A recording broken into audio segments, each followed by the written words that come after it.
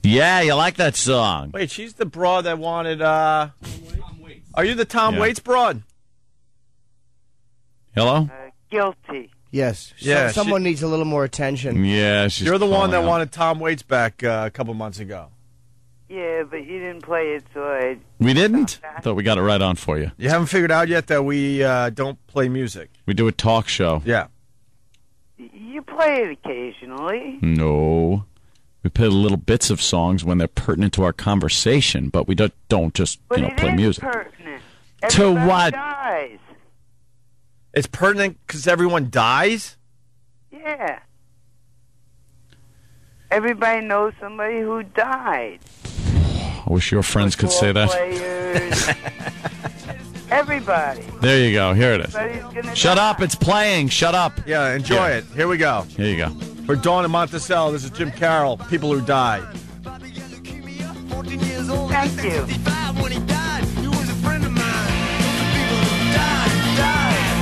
You liking it? I'm loving it. All right. Playing Tom Waits next. There you go. Peter, Boston, what's going on? Hey, you guys said earlier that Castle fans were checking in. Yeah. How can nobody be checking in? Well, no one really is checking it. I was just kind of, We're screwed. We're screwed, you're saying? Yes. Oh, yeah. Well, aren't you guys shopping around trying to find somebody? Who's available? Nobody. Michael Vick. Yeah, Michael Vick. Vinny Testaverde. Come on. Yeah, you're gonna get. He's cutting his lawn somewhere. Yeah, you got it. Yeah, look up Vinny. He's out there on Long Island somewhere. Or Flutie. You guys should do it like a prison break and get Michael Vick. Yeah. A prison break. Watch it out, guys. Nah, they just arrested him when he got to the... All right, Jimmy, thanks. Hey, I noticed that we were doing a live read here for the Sexpo that's coming to town. Yep.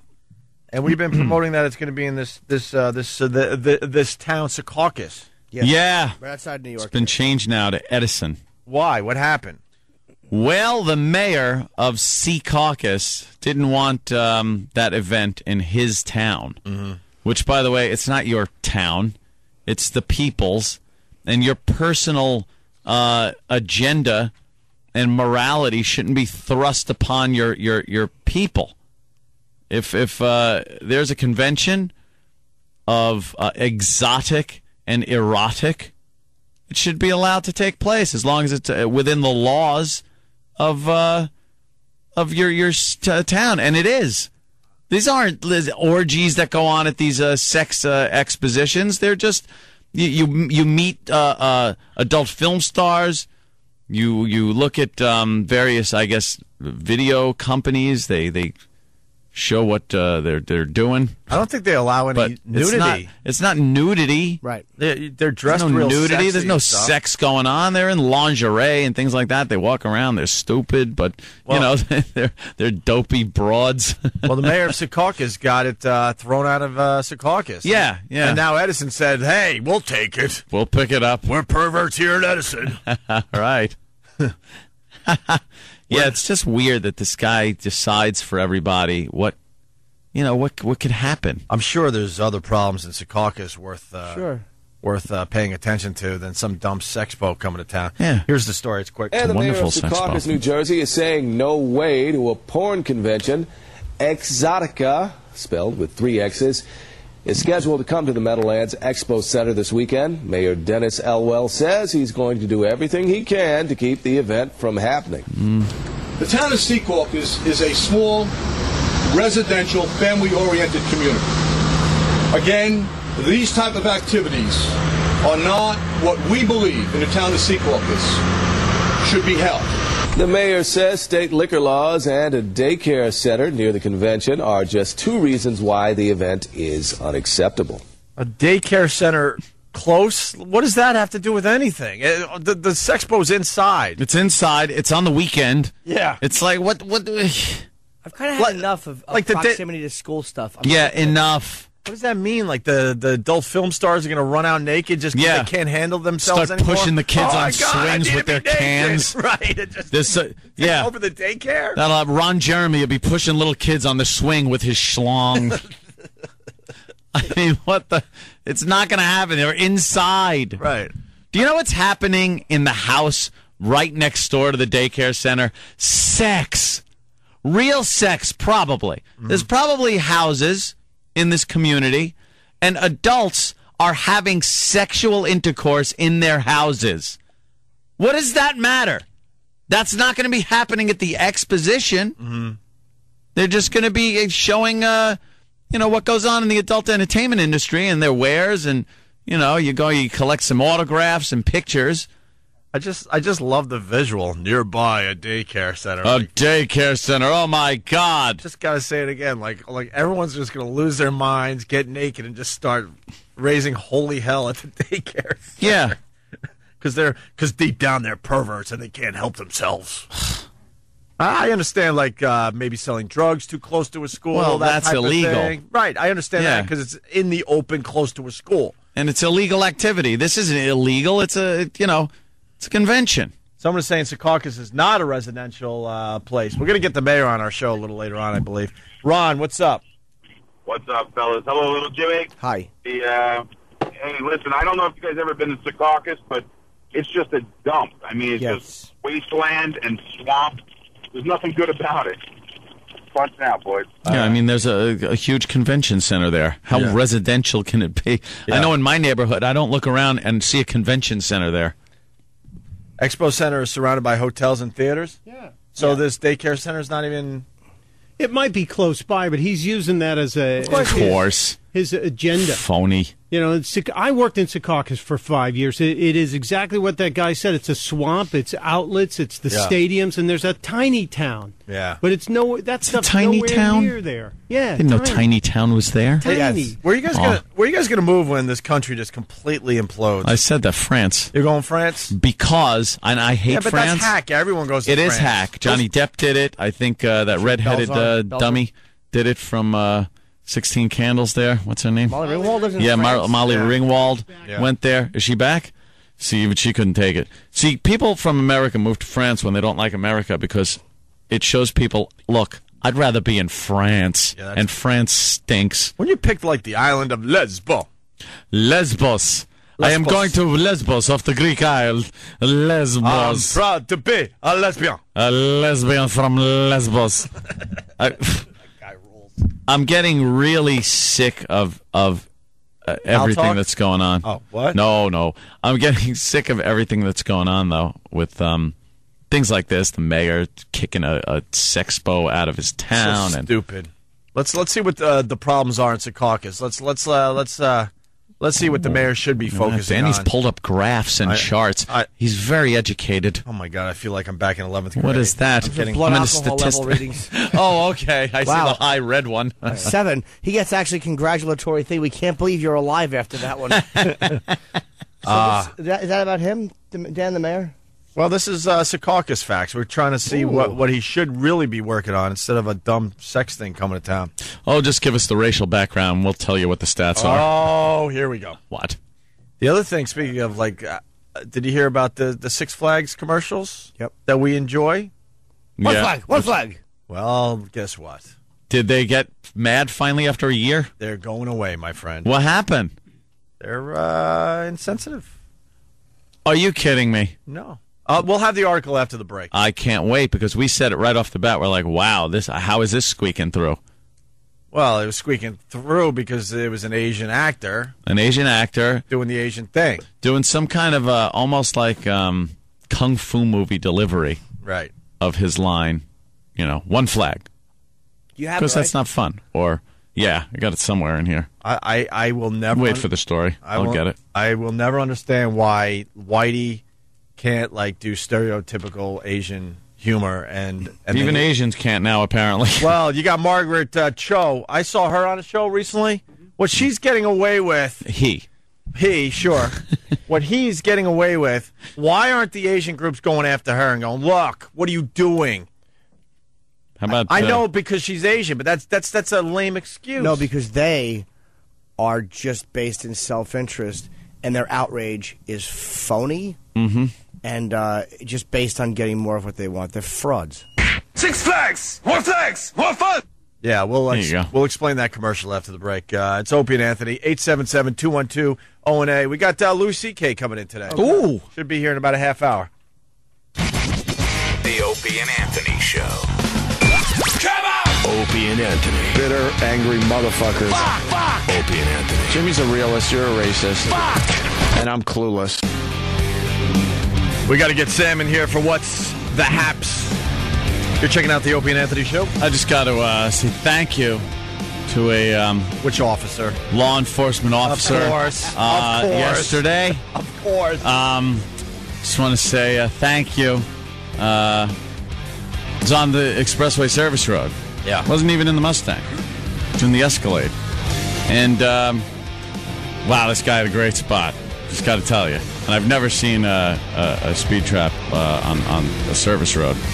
But, yeah, it got me, kind of waved me over, and asked how fast the speed limit is on the service road. And I said, 30 miles an hour. So he goes, hi, you know how fast you were going? And I kind of winced and squinted and went, 45? He said, you were doing 59 miles an hour in a 30.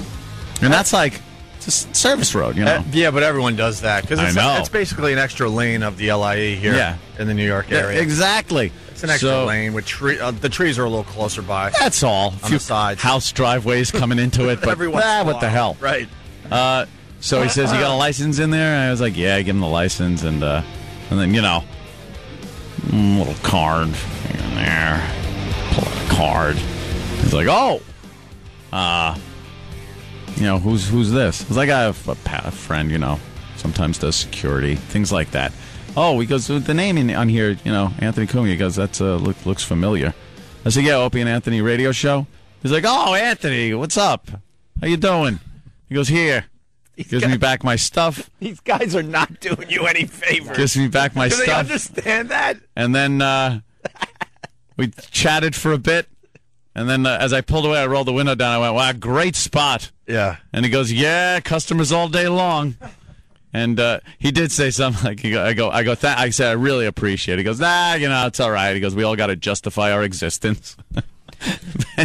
and kind of just, you know, let me drive along. Anthony, we all love you. But Thank you. You need to be locked up for a weekend. Dude! You need to be locked up for a weekend. Stop! These guys aren't rapes. No! These guys aren't doing you any favors. You need to be taught just a little lesson. Look, Nothing too crazy. A little Friday to Sunday morning lockup. No. I know you go through detox a little bit. I understand that. But Sunday there'll be a nice drink waiting for you. There is an officer in the 6th precinct in Suffolk County who agrees with me. That has kept me from driving fast through the 6th precinct. Right. He is an insufferable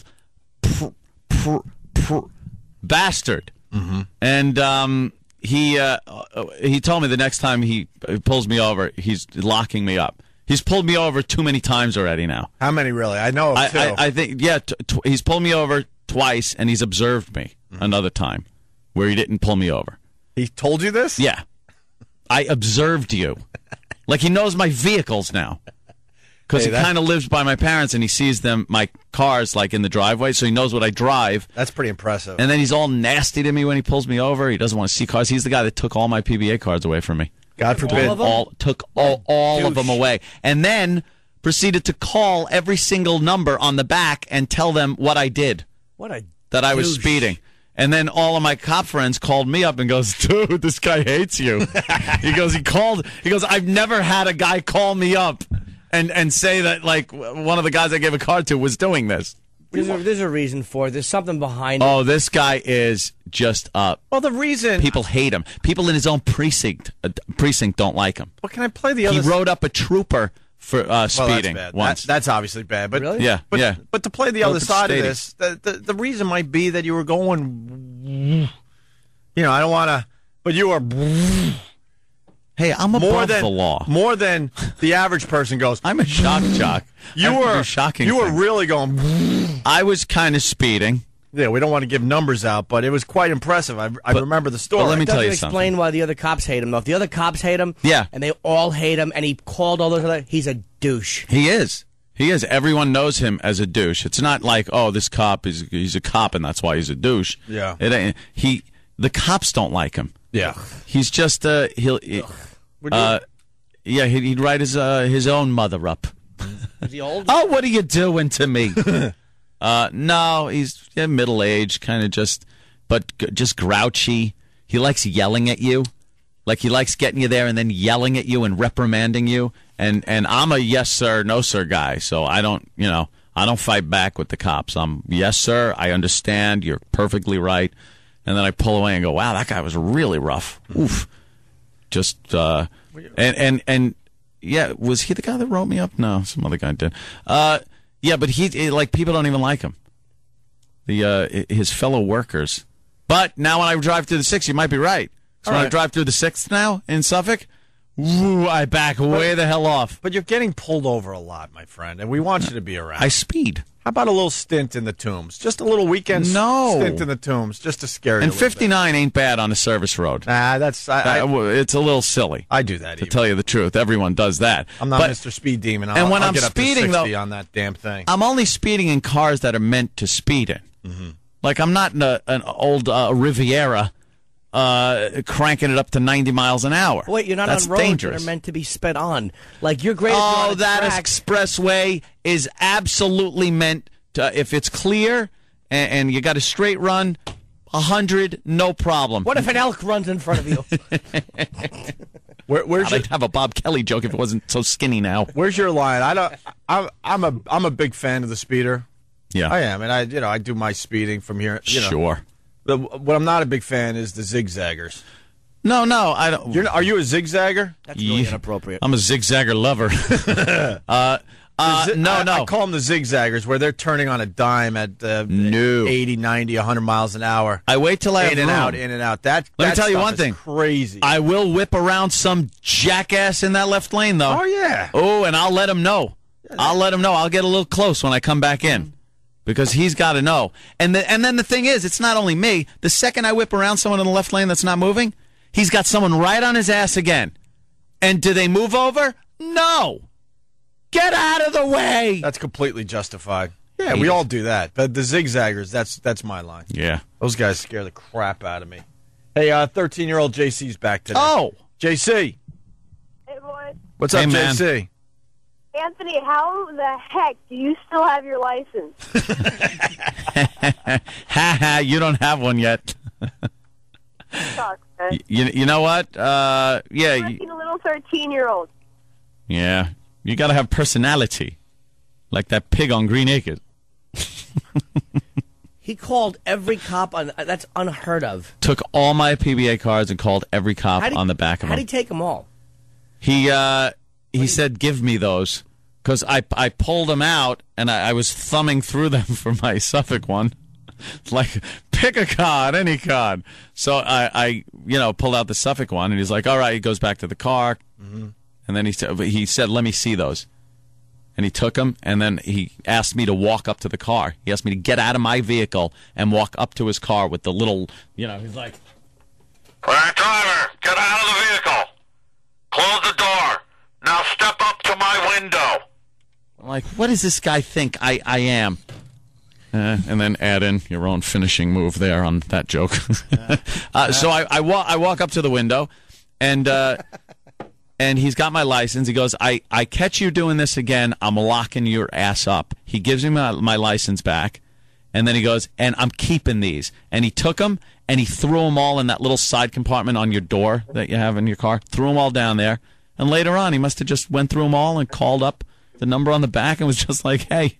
I think I know the problem. Mm-hmm. The guy, whoever he is, he probably has minuscule genitals. Oh. And he's one of those little power hungry. Yeah, he is very power I know hungry. you well enough to be. If the other cops, all the other cops go, look, he's all right. He just doesn't like you. That's one thing. But the other cops don't like him. He's written up a trooper.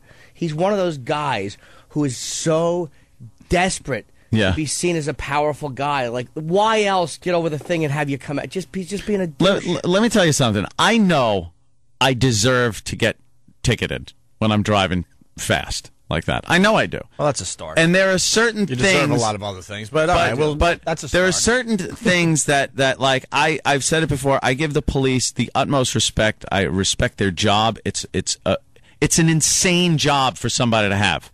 It's crazy. I don't know why they go into it. It's an insane job. So when I do get pulled over, I got pulled over at night one night, and the lights go on, and I'm looking and going, there's no safe place to really pull over. So I rolled my window down and kind of gave him a wave like I acknowledge that you're pulling me over. And I pulled off of the highway into a well-lit parking lot right under the light and rolled my windows down, put my hands on the steering wheel, turned my interior lights on, and just waited there. Now, he comes up to the window, and he's more relaxed. It's not like, and I go, yes, sir, and just treat him with respect and make him feel safe, like you're not going to, pull something out of your glove compartment or keep it dark in there or get out of your car quickly. Things like that, like make cops nervous because their job is crazy. How many times have you been pulled over in the last year? Be honest. Can't even count. It has to be in the 20s.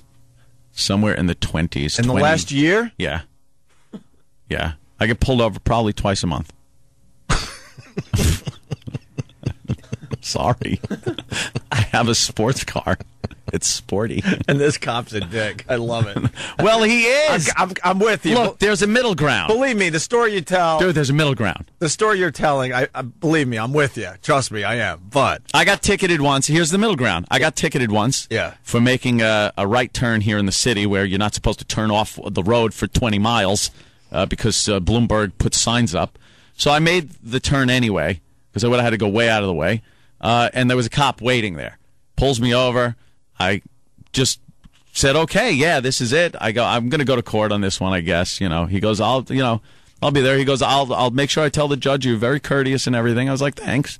Went to court, talked to the guy, talked to the judge. We all had a laugh, and they threw everything out. You actually went to court on that? Yeah, went to court on it. And I had an excuse. I said I had to be in the bus lane because a bus with his blinkers on, there was construction taking up the rest of the road, and a bus with his blinker on forced me into the lane, and I thought the bus was turning, so I didn't want to go into the side of the bus, so I had to make the right turn. Are you lying? Of course I was. Who gave you that scenario? That's brilliant. But they don't see it. No, that was my own idea. Oh, I hope to God they're listening right now, and then they hold you in contempt. They lock you up, and there's some kind of a weird glitch where you're confused with a Megan's Law offender. Confused? Yeah, exactly. Tony Cumia, I know him. Screw that webcam idea of yours. You should start a website, getoutofaticket.com. Get radio show. Yeah, unbelievable. Yeah, I got pulled over one time. We were sitting in a parking lot in Woodbridge, New Jersey, because Keith Robinson, who I used to live in New Brunswick, North Brunswick. Was he with you? Of course. Oh, yeah, Jesus. How bad were you both beaten? Well, Keith was a black gentleman, and little Kevin Hart. You know who Kevin Hart is? Sounds familiar. Yeah, he's a buddy of mine. Notoriously, he's a short guy, but he's a notoriously three-legged guy. I respect him a lot. He's in a Leslie Nielsen commercial where Leslie zaps him. He's a black dude. Leslie zaps him with a taser, and he goes, I see how this works. And he zaps. Well, I don't remember that one. It's not, whatever, that's a DVD of this stuff. Anyway, he was in Soul Plane. I don't know, I'm giving you who cares? He's a good guy. And won the Oscar for that. No, he didn't. They didn't give out any Oscars for that. Oh, okay. Sorry. It was really not held as a good film. Oh. And we were all sitting in this parking lot in Woodbridge late talking. So it's me and like three black guys. They're all comics. And a cop comes up. And what are you guys doing? We're just hitting. Why? Hey, Keith. Oh, Jesus. Keith, shut up. Oh, no, stupid Keith. We're just sitting here, officer. But I got my license. And we ain't doing nothing. Why? Why can't he just shut his mouth? I don't know. But it was my car. Oh, I was God. driving, and I was like, shut up. I'd be like, officer, he has a gun and drugs on him. I would like to leave the vehicle. I was kidnapped by these three. I was carjacked. That's what you should have said. If I had 1 ounce of balls, I would have said we got carjacked. It was carjacked. Please help me, officer. They're telling me jokes and I'm laughing politely, but I'm frightened. Keith is a maniac. He's a maniac. He sees those colors and he loses his mind. And he might have had some bad, whatever. He grew up in a bad area of Philly. And I know Keith. Keith is not a criminal. Keith is just a belligerent ass. Yeah. He doesn't do drugs. He doesn't deal. He's nothing illegal. But he's not courteous to the police. He's awful. He told me a story one time. He was in a brothel. And the guy, he didn't want to pay because the girl was ugly or whatever the problem was. You can't not pay because she's ugly. And the security guy came in, and the guy, and he's like, what? Like, and the guy basically would have had to shoot Keith. I'm going to throw you a beating. And, he gets out of stuff like that because they understand that he's a psychopath and that they really will. It's like you can't bluff because he's just a psycho. So just let him go about his business. He's truly insane. I've heard stories where he talks about getting pulled over and he just, what? Why? Well, just give him the license. Yes, sir, no, sir. Unbelievable. Make him feel relaxed and comfortable. Don't put him in threatening type situations. But he always has something wrong with his car or his registration's not right. Oh, of course. And there's always a problem. And he does get at times he won't show up for a spot. You're like, what happened? They got my car. He rules. He's funny, man. Oh, that's funny. He is so funny on that stage, too, man. He's hilarious. He's just what is he doing? He's one of the funniest guys I've seen on a stage. He's one of the funniest dudes I've ever met. And he dresses like he's in the 70s, man. Oh, he's got the old school, boxing glasses on. Yeah. He's a fool. But he is dresses old school. Purely funny, belligerent, horse's ass of a guy. He's great. Listen, we got to take a break. Maybe E-Rock could work on a montage. It might be tough, and it might take some time. Finding a montage of all the cops Anthony has thanked in the last year. Wow. Are you being serious? Because, we try to... Because other shows, they're so hokey and stuff, they can just say crap, and people don't buy into it anymore. But you're telling me you get pulled over probably twice a month. But a lot of times I forget. It's not a big event, so I don't mention it on the air. But I remember that one because he had a great spot. Damn, did he have a great spot? I'm gonna have to watch that because the service roads are like speedways. Yeah. They barely ever really patrol them. They're usually on the expressway. It's a great way around that highway, guys. Horrific traffic. That stupid LIE. Yeah. Mongo, what's up? Hey, I know the one place that Anthony drives slow. Yeah. School zone, cruising for chicks. Cruising for chicks. The guy makes a point, but for the wrong reason. I do drive the speed limit through school zones, those flashing lights, because they will not cut you slack, and they shouldn't through those. So I pretty nice through those. I don't like the fact that he just said, and they shouldn't. Like, you know what, guys, all kidding aside, I understand. Yeah. All kidding aside, I understand safety. 144. They should absolutely cut you slack in a school zone, even if you're hurling Budweiser bottles out the window. Why? Because you're famous. And that's what Anthony always says. He'll come in and he'll go, yeah, another dummy cut me a break. He knows he's Anthony. Yeah, that's how he tells us. Tells it differently on the air. Hey, I would say 50. Hey, you bastards. Get me in trouble. I would say a good 50%, maybe even more, have no clue who I am. Mm-hmm. Really. But I talk to these people, like I said, with respect, like gentlemen. I pulled the... fess up to what I did. I pulled the I'm Opie from Opie and Anthony one time. How'd that work out for you? Mortified by the reaction. I haven't used it since. Really? Yeah, I kind of smoothly just said, I worked it into the conversation, and the cop actually said, so... How did you work it in, though? Just really awkwardly, a horrible segue. See, that's how you gotta set it up so they ask you, and then your answer is, "Oh, I'm Anthony from the Opie and Anthony show." What I usually do when I pull out the PBA cards, because they always ask, "Who is this?" You go, "Oh, it's an officer so and so, friend of mine. He does security for me," and then they'll go like, "Security for what?" Well, I do a radio show. Oh, what radio show? So that's dumb. I'm Howard Stern. See, you're way better than me, man. I'll be, officer, I'm late for a barbecue. I'm Opie. Oh, that sounds urgent. And then I go, I'm Opie from Opie and Anthony. Like, it has nothing to do with the barbecue. It's just awful. And he goes, so? Here's what I do. I'll be right back with your ticket. I'm like, great. I'll never use that again. No, you got to say you go run late for a show. Yeah. I always say, like, I'm sorry, I'm running. I'm just, I got show? I got to do a show in 5 minutes. I apologize. Ooh. And a lot of times they'll say, what kind of show? And I'll be like, mind your business and get back my license. That's right. I'm in a hurry. That's right. Let's say hi to Lydia before the break from Oceanside. Lydia? Hey, guys, I want to know when the intervention is for Anthony. Oh, isn't this the shrink? Of course it is. Of course, You don't Lydia the recognize voices shrink. yet? Yes, I do. Now, I'm starting to get the regulars after years. She's very concerned about you, Aunt. What intervention do I need, Missy? Well, you know, the alcohol, the guns, now the speeding, the wearing women's underwear with the webcam. Hell did I do that? One time. You were drunk. I never wore women's underwear on a webcam. Not on a webcam. You get, you get blotto every once in a while. Trust me. You talked about it once on the show. Never. One time as a goof. Jesus, I never did that. You're making it sound like I really did. Holy gee. I love how she just throws that in there. And the wearing of women's underwear. I take you at your word, Anthony. When you say you're going to put on women's underwear for the webcam, then I believe you. No, I wouldn't do that. But an intervention, I don't think so. Trying to, I'm just trying to go through this like one of those Hollywood guys. Yeah. Name one. Who's that guy that cracked his head on the table and died? William Holden. Like Bill Holden.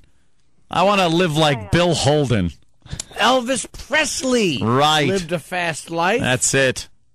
Your friends and family definitely need to call 1-800-INTERVENTION. Screw them. His friends and family? Who do you think he's drinking with? Exactly. That's true. They have no idea. It's gonna take like a group of strangers to get this intervention done. As far as an intervention with them, we'd have to do eeny, meeny, miny, mo. I watched that intervention, and I got to tell you, if they pull one of these on Anthony, they're going to need a keg in the room. Yeah. Everyone will be drinking. It'll just turn into a party in the room. Right. They'll forget why I came in and just think it's a party.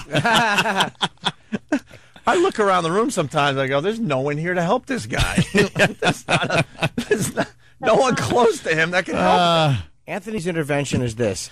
It's going to be him, head down, like really groggy, with like a little cut on his forehead. Oh, no. And something bad with the car. And he's going to look and go, what happened? And they go, you don't remember? And they're going to be pulling a ribbon off the bumper. Oh, Jesus. And a little thing that was walking a puppy. It's going to be ugly. Oh, no. Be real careful, man. No. I don't drive like that. I don't want to see that happen. That's something. Oh, shut one up. does. No. I love how there's always a ribbon in my grill. A little patent leather shoe. But the way Lydia says, I don't want to see that happen, like, you know what? God damn it, she's right. Killing a child while driving would be a bummer. We're joking. Yeah. All right, Lydia, get lost. I don't want nuclear war. What, are you crazy? Oh, she's right, darn it. Got a ticket from cousin on Christmas Eve. I get out of tickets with my dad's detective's shield. Got pulled over with a pound of weed. That's Malik. Malik from Asbury Park. We're late. We got Louis C.K. waiting to come on the show here. Malik. Yo, what up, fellas? What's up, Malik, my brother? Yo, dig it. One day, I'm feeling good. I just pick up an elbow, so I got the elbow in the back seat. I'm at a stop sign. No, I'm at a red light. All right, can I stop you?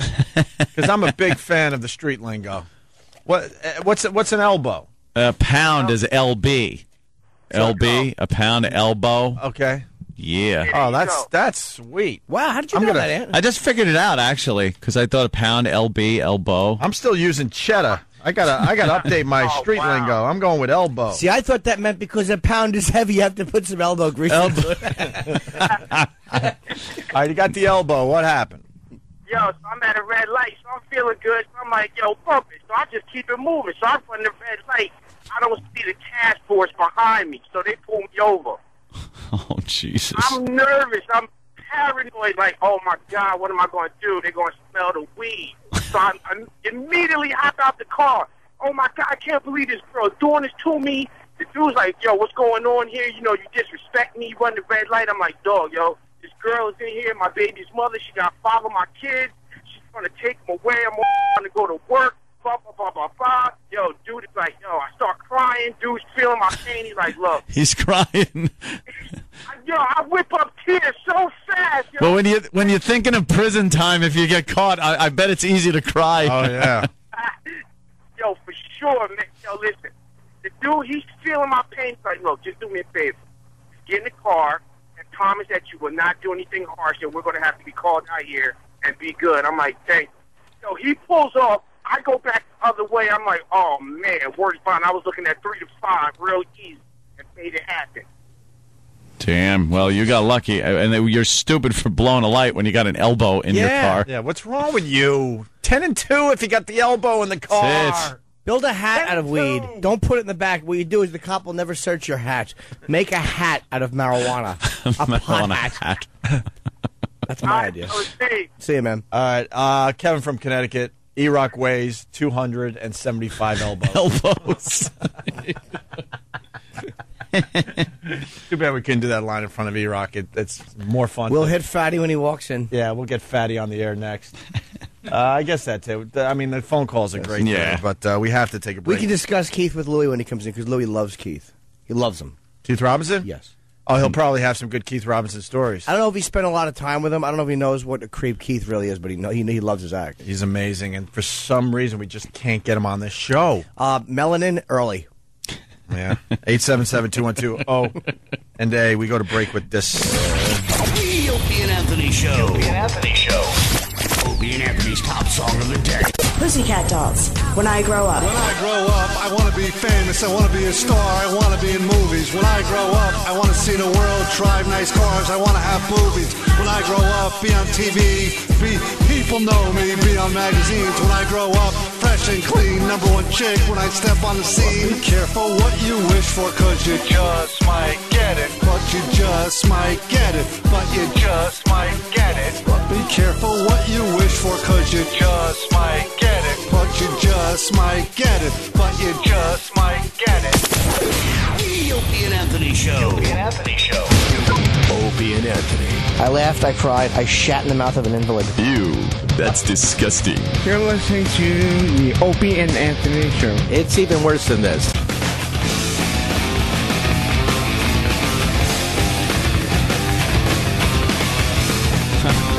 Unbelievable. Hey, it's the Opie and Anthony Show. Song? What? It's all screwy, isn't it? Is it out of phase? No, it was like something sounded wrong. This is a live version? It's like 2 songs at once playing. Nice. It's breaking. There we go. Oh, wow. Breaking the law, breaking the law. A song for Anthony. Damn, damn. It's the Opie and Anthony Show. Actually, I think I got to take the blame on that one. Danny goes, you want to come back with Breaking the Law? I go, yeah, but that means he has to start the rejoiner music, and then I started mine over here at the same time, and there you go. Anthony picked up on the fact that 2 songs were playing. To me, I thought it was a cool new rock song. I don't know. Let's say hi to Louis C.K. You all right, Jimmy? I'm so aggravated. I am so aggravated. Why? Steve, there's some suspicion in the air. Well, Louis sat in the office for a half hour. He's a huge comedian. He shouldn't be sitting. And a regular here. And a regular, but we got the email yesterday, and I told Steve, we got a lot we're going to try to accomplish early on in the show, so tell Louis to come in at 7:30 instead of 7. Steve said that he did just that and got an email to Roland. I did. Louis C.K. just showed us an email from Roland at 9:30 last night saying, yeah, you're all set to be on the Opie and Anthony Show at 7 in the morning. Why not just call him? Oh, because I wrote him to make sure. I wrote him at yesterday and said 7, right? And he wrote back at 9:30 last night saying, yeah, 7. And I sent the email to Steve way before 9:30 last night. I know, and I sent it to Roland, and the reality is, and now I'm not... Emailing is so irritating. Why can't somebody just pick up the phone and call? Hey, man, can you come in at 7:30? Or whatever the message is. All these emails, it's just everybody passing everything to everybody. Roland's going to say that you never emailed him. I know he's going to say I was changing my clothes. Roland, I know he's going to say I didn't email him, and I've got the thing that shows right He here. probably didn't get it, because Roland is fairly accurate. I'm not saying you didn't email him, but he's fairly accurate. Did Roland ever write you back? No. There's the problem. Email. There's Everyone the emails. problem, Steve. Everyone passes it. No one just picks up the phone. If you're not getting an email back from Roland, then don't you think that it's your job to make sure Louis gets the message? Yeah. Of course. Yes, Of course. It is. And So he now I'm sat going there to- for 30 minutes thinking that course. people were just blowing him off. And No, and I mentioned to Louis in the office that I had told Roland to get in touch with him, and he told me that Roland didn't. Why get in touch wouldn't- with him. I just figured that elbow guy sounded really important. And, All right, Steve. because Thanks. I could Whatever. see why you would Elbow why guy. him on instead. Whatever, man. Louis C.K. chewed up new hour stand-up special on Showtime. Yes. Sweet, October 4th, 11 p.m. Yes. And you're going to be at Town Hall as part of the comedy festival? Yeah. I'm hosting other people. Oh, Yeah. who's going to be on the I lineup? don't even know. Oh, you don't know yet? well, it's a funny name for the show. They're with me. Yeah. They asked me for a name, and I just flaked. So someone picked that one out of a hat. And I was, oh god. They're with me live That's at what Town happens when Hall. you neglect one. Whose hat? Thursday, George Harrison's. November 6th, Yeah, exactly. 8 p.m. Picked it out of a hat. I'm at Peak Skill, something down the bottom. Those are the. All right. Yeah, don't worry Purchase about it. tickets, visit. I think the big comedy festival is the big one. NYComedyFestival.com because you got Louis C.K. and I'm sure it's going to be comedians that. They'll all be good. Yeah, that's what Wait. The Performance Counter, that's where I shot the HBO show. That's October 3rd. That's Bergen County Performance Arts Center in England. Yes. I think that's a great venue, man. Yeah, I'm But excited about that That's one. like 1,500 seats. You'll sell that out. Yeah. And the 4th is Paramount Theater in Peekskill. That's Yeah. Poughkeepsie. Yeah. Poughkeepsie. Oh, that's, okay. Peak Skill. You got any Keith Robinson stories? Well, I have the one that I actually tell on stage. One story, and let me be really careful with it because we're on the regular air. I think I could tell. It was about he was talking about having sex with a young woman, and that he wanted to make sure he would last a long time, so he was going to drink a lot of milk because he was and I was like, what is that? How is that connected in your mind? I was like, is that just because it's protein and because you're healthier? And he said, no, because you make more. Okay. Right. Poison. Yes. You make more of the poison. If you drink milk, which how dumb can you be that he actually thinks that your body works that way? Like the way your body works is it takes whatever you eat and breaks it down to tiny pieces, and then but he thinks it sees milk, your body, and goes, "Oh, dude, that's perfect. Just send that right out. Send it. Just add a little salt and warm it up, and just throw it out there. Like your body starts with stuff that's like the things it's like. It uses ketchup to make blood. Yeah. Well, Like you know, the dumbest thing I've ever heard. look at skim milk, though. Mm-hmm. Look, yes, but your body doesn't work that way. It's like, oh, that's Actually, perfect. more like egg no one will notice. Yeah, a little egg yolk, little Yeah. mayonnaise. No, the body doesn't work that way. No, Silly. sir. Keith is a belligerent. Keith is a dummy, but he's a really funny Dummy. comedian. Yeah. He's really good. And belligerent, like It's just- Jimmy Keith, said. Keith is a Very 70 underrated comic. I think. Very. He's a 78-year-old man, though, in the body of a. How old is he? 41. 73. Keith is finished. He knows it. Was he on the bill with you at Caroline's last time you were Yes, in town? Okay, that's that's right. where I saw him, and he Yeah. just freaking killed it. Yeah, I'm like, he's great. why isn't this guy doing more? I'm not sure. Why isn't he on our show? Because at the I've- very least. I've told him 50 times. It's just a matter of waking up. He's like, no, I know I want to come because he likes the show. It's like, he's just a dope. Well, you know how Chris Rock says that black people have to work like 10 times as hard just to be equal? He doesn't work 10 times as hard. Dude, he works less. He's not meeting that than quota. anyone. He works less percentage. Yeah. Yes. Hey, what's on your radar these days, Louis? You're following the election, the hurricanes. Where you at? That Sarah Palin woman scares the hell out of me. Oh. She's really scary and freaky. There's something really strange about her. Is it any scarier than any other woman politician, to tell you the truth, to sound misogynistic and sexist? It really is. They do take on these causes. I haven't seen a woman politician that really doesn't act. They all act like moms. Like they got to be their constituents' mother. Mm-hmm. Like it's all about the children and all just motherly issues. They want to grab everybody that they represent and coddle them. It's like, just get out of here. Stop it. Take the stupid pantsuit off. Put a skirt on. Look sexy. A short one and no underpants. Right. Yeah, and let that hair down. I just don't like that. Like that friggin' and they're all personal, very personal agenda. They don't look at the big picture. And I know a lot of guy politicians are jackasses like this too, like the mayor of friggin' Secaucus, his own personal agenda. But they really seem to just kind of take that thing, like McCarthy out on Long Island. What's her name? Carolyn McCarthy. The one that somebody got shot in her family. Her her husband and son got shot by that savage on the train. Yeah. Colin Ferguson. Right, who's representing his district in Congress. Yes, very well too. Bad lawyer. He's what a lawyer he was. Yes. I love that when he's questioning the witnesses and people that had been injured, and he's like, so now what you're saying is the gunman came up and pointed the gun at you, the defendant, and they went, yes, you walked up to me and you shot me. Yes, like they wouldn't play into his game that, hey, that's another person. I'm defending. Great. Don't you talk about my defendant, my client that way. That's such an insult to the person that yes, it is. Well, it was a very big thing that they had to face him. You shouldn't be allowed to represent yourself in that situation. A case like that. That's insane. But McCarthy, in the long run, winds up winning. What didn't he also say? Is the defendant in court today? Yeah. Yes, it's you. It's you.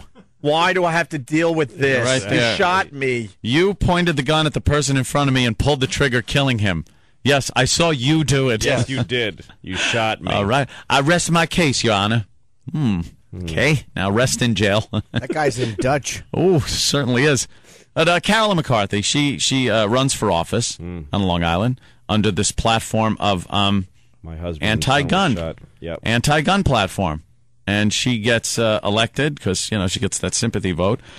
And obviously, it's very personal to her and stuff, but I don't think it's an anti-gun thing. I think it's an anti-lunatic on the train thing that unfortunately killed her husband and injured her son. Well, it's weird because the Republicans were running on a pro-lunatic on a train thing. Yes, exactly. They thought it was really cool. It was a lot of people. The race was very controversial. This was a good man. That. He shot many people. I didn't like any of them. The debate was really weird. I don't remember who the guy was. Strangest debate ever. Yeah, exactly. Well, I for one applaud Colin.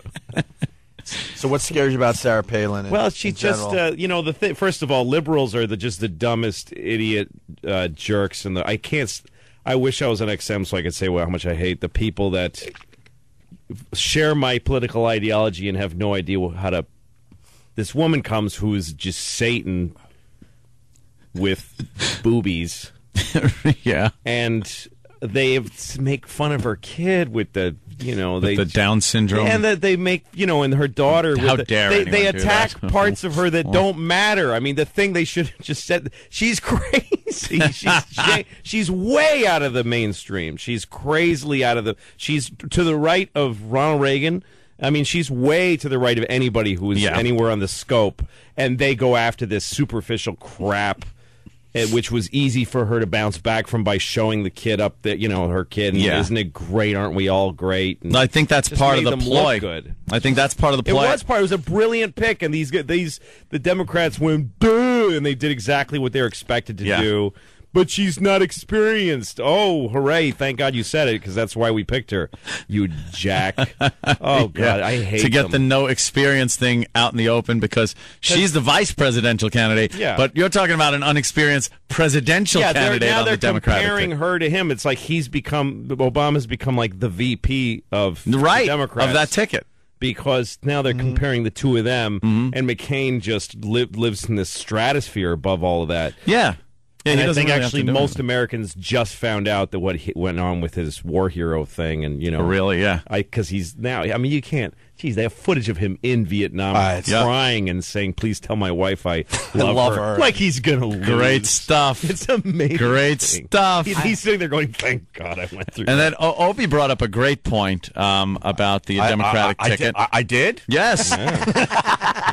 That the bumper stickers from a distance. The bumper stickers and with maybe a little morning goop in your eyes are going to look a little odd when you see Obama Biden. Yeah. It really kind of looks like Osama bin Laden. It does, really. It really does. If you look quick, it's like... If you just look quick at Obama Biden, it's like, how did it he looks get on like the Osama bin Laden. How the hell did he get on the ticket 7 years later? that's at least going to knock you down 4%. At least! Yeah, at least 4% of Americans are that dumb. Of course they are. It was bad enough that his name's Obama because it's close to Osama, but now Biden is close to Bin Laden. It's getting a little weird. He should have picked someone named Washington or whatever. Of course. Murphy. Or not Smith. Osama Bin Laden. Or Chip Freedom. Chip Freedom. He's a congressman. Here's how stupid people are. Yesterday, apparently, United Airlines stock plummeted 75% because of what was it? Some paperwork. Yes, Google search. Some papers from their bankruptcy that they declared 6 years ago got out, and people actually thought they were going bankrupt again. So, from a 6-year-old document. So it plummeted to $3 a share from like $12 a share. Don't you go buy all of that now? That's what some people did before NASDAQ halted trading. Oh, really? And yeah, oh boy. Oh, are they just going to be peering in on who bought that stock at $3 a share? Follow the enormous amount. Hey, I didn't know nothing. The guy's at home with his computer just sending off 6-year-old forms. Have fun explaining that to the feds. Why you decided to buy at that particular But that's time. how stupid people are, though. Well, they just panic. Sell!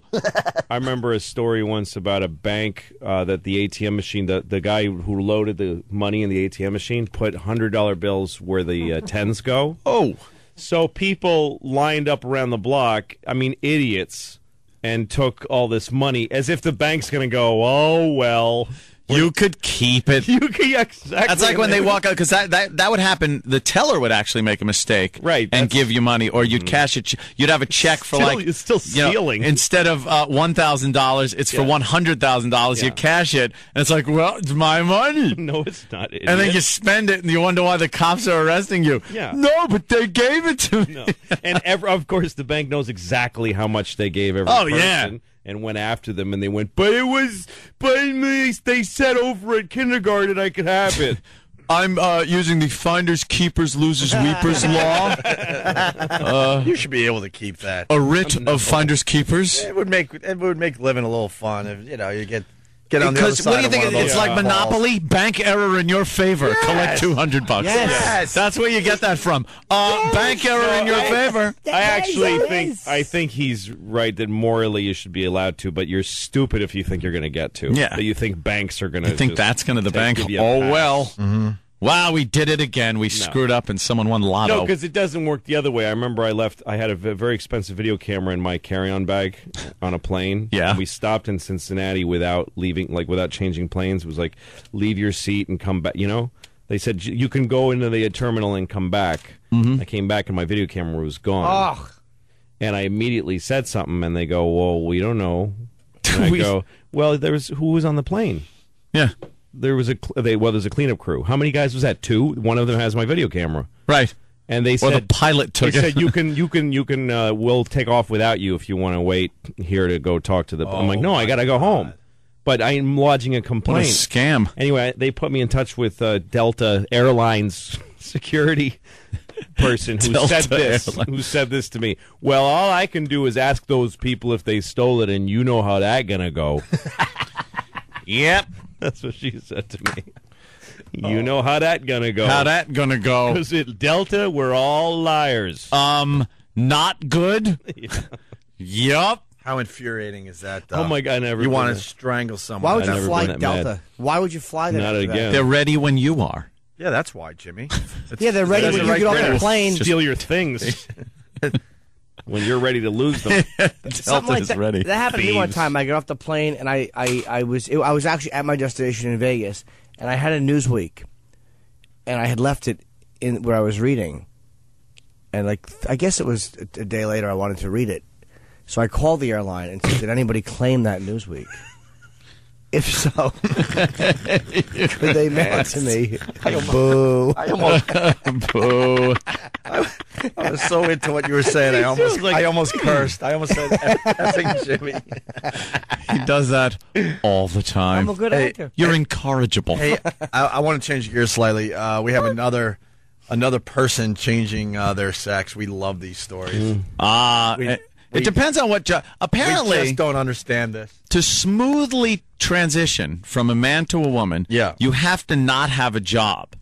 Because the second you have an occupation, there's some kind of problem. And the closer that occupation is to dealing with people, and then, God forbid, the children in school, then there's a huge problem. Right. You can't do that. We don't understand when the men turn into women, but they decide they need to dress like an extremely conservative older woman. Yeah. Like, why wouldn't you go to Victoria's Secret and get some hot Just really hot crap? stuck being a slut.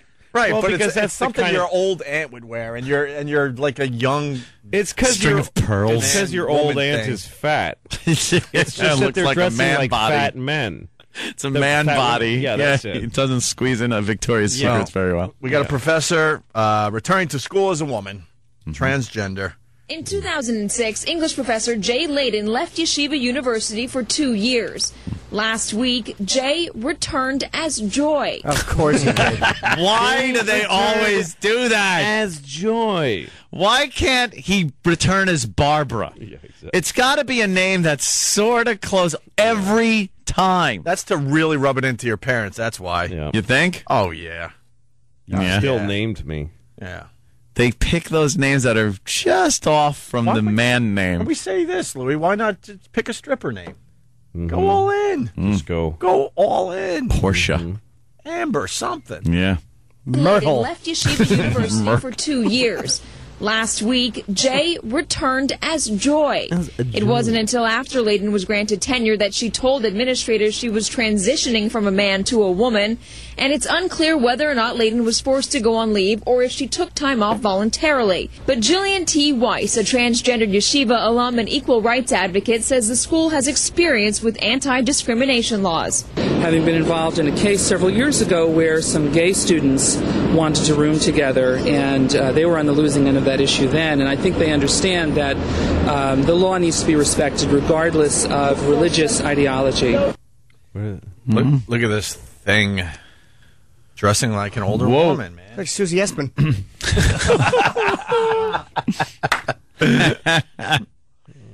And the next track, some very intelligent comments from students. I would imagine that these are not going to be intelligent comments. Okay. Yeshiva. Really? Most of the students we spoke with welcome Layden's return, saying new and differing point of views are always needed. I feel like a lot of the schools, especially the religious ones, you feel like you're living in like a bubble, and it's good to see, and think outside of the box and see, the different types of people that are living in this world. In fact, these two girls were the only ones we spoke with who seemed to have a problem with a transgendered teacher. Just from a normal standpoint, she was a man, and now she's a woman, and that's weird. In an email, Layden didn't want that's to weird. talk about her leave or return, saying she just wanted to focus on teaching and writing. And having a new vagina. Yeah. And letting men have sex with him, her, it. Well, where are we at with the transgender? Do they still have their original plumbing? They no, the men get it folded back. No, but transgender means they went through that operation, Jimmy. The operation. Transgender means they had the operation, Yes. right? Okay. You actually fold your unit inside out. They do? Yeah, they take it, they pretty much like a fish gut it. Yeah. And then it's folded inside out, thus making the vagina is how that's made. And then of course there's the castration, and then hormones, maybe implants, and before you know it, you're a real fat, ugly chick. You're at the miracle. lowest possible end of the female spectrum. There isn't enough beer in the bar. Oh, God. Oh, yes, there kind is. of a girl. Oh, yes, there is. A couple of little sips for Jimmy. Yeah. Plenty. A couple of sips of near beer. Some O'Douls and Jimmy's. He's hitting that. Is that it? What is that? Wow. Is that a... we're looking at a picture that used to be, of a post-operative transsexual.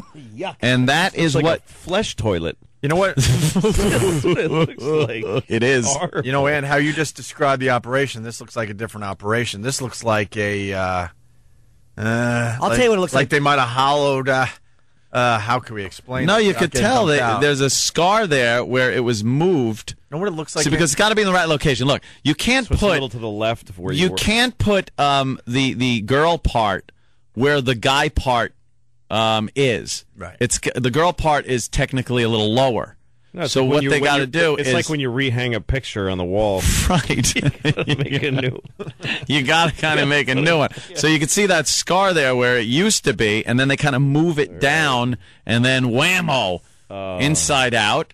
And look at that. You're a freak of nature. Yeah, that's You're a freak of a nature. human-made freak. You're just, oh, God. What is that? It looks Oh, like we're looking at pictures. looks like someone combed someone's hair with a shotgun.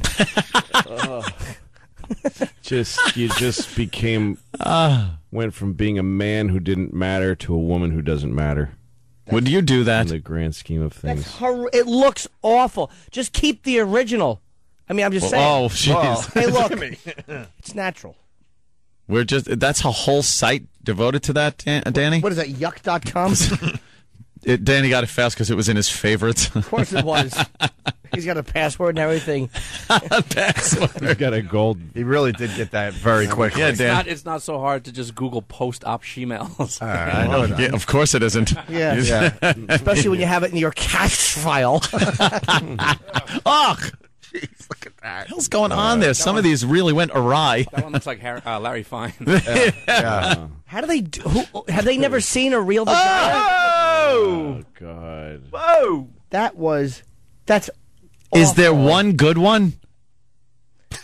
Can I tell you that I went? Oh, there's a good one. Well, yeah. I went to a prostitute one time. And I sensed it was a post-op tranny. And I don't know how I sensed it. It was like, let's just say we had sex, and I think it was some sort of an instinct. There was something wrong, and I knew it. It was something that just was not, and I couldn't put my finger on it because the person looked like it was, and it just was. It's like when Marty's mother kissed him back in 1955 and started making out in the car and said something's weird. It's like I'm kissing my brother. You know what would be good is if you could make it like a convertible, like a reversible jacket. Like since it's basically an inside-out male organ. Yeah, that you could like use a vacuum cleaner and just pull it out, and then whenever you want, or just hang out with the guys, pop it back. It's an innie or an outie. Be a slut. Kind of mood you're in. Dude, that's creeping me out. It's disgusting. You got to see the pictures. I don't know if we're going to be able to link that one. Let's Let's take a break and all each go into the bathroom separately with the pictures and see how long it takes. Go with pre-op, you silly goose. Hey, quick break. Louis C.K. is here. What do you want to really promote here, Louis? You got a bunch of really cool stuff happening. Really, this Showtime and then the two local. All right, so I don't care about the. All right, Showtime. You got a new hour stand-up special. That's huge. Right. It's called Shoot Up, October 4th, 11 p.m. And then Bergen County Performance Arts Center in Englewood, New Jersey on October 3rd, right? And also the fourth year performing at the Paramount Theater in Peekskill. I am, sir. Which is weird because that's the night the night of my specials airing. I didn't know when we were going to premiere, and I booked it. And I'm not going to cancel. You should it screw everyone over and just they're sitting waiting for you live, and then you just drop a screen and make them watch it. Oh, you can also on my YouTube channel. I have 3 clips from my new special up that I put up. Oh, cool! So that people can see. We should them. play one of those on XM. Give you a little promotion today. Definitely dirty. Opie and Anthony. Bye, y'all.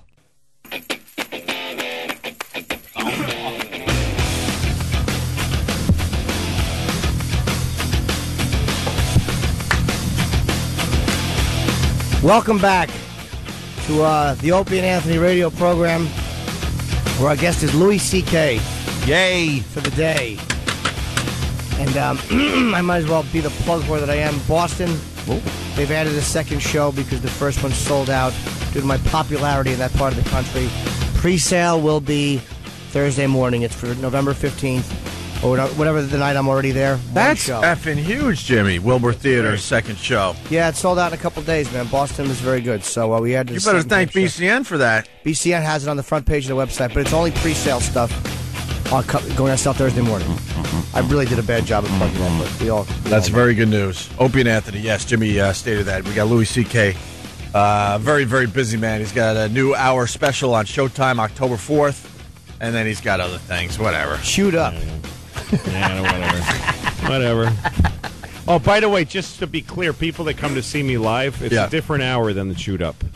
Chewed Up is an hour I've retired already. So people, because I got some emails from people saying I'm not going to watch this special because I'm coming to see you a week later, and I don't want to ruin Jesus. it. But the live show I'm doing right now is called Hilarious, and it's a different hour than what's on Shoot Up. It's quite presumptuous a title. Yeah. Hilarious? Yeah. I am hilarious. Oh, look, I'm just saying it's a little presumptuous. It's actually based on a bit that I'm doing about how people, just how boring people are, the way they talk, and that hilarious is one of those overused words. Everybody goes for the top shelf word. Everything's amazing or genius. Or, that's hilarious. Yeah. If you say to somebody like, oh, I got another cup in case we need 2 cups, they're like, you're a genius. Well, I don't know, genius. But it was because I was listening to these 2 guys talking in Starbucks, just 2 fat white people talking. And one guy says, hey, guess who I saw today? And the other guy goes, who? And he goes, I saw Lisa. And his friend goes, that's hilarious. I'm like, how is it hilarious that you saw Lisa? Was she standing next to Jerry Lewis when he was younger? Like, how is that? You know what hilarious means? Like, so funny that you almost went insane when you heard it. That's how it means. It's like you're homeless now because you can't reason anymore because of how funny that was. Because it was hilarious. I'm like, I don't know this Lisa bitch, but she's not that funny on sight.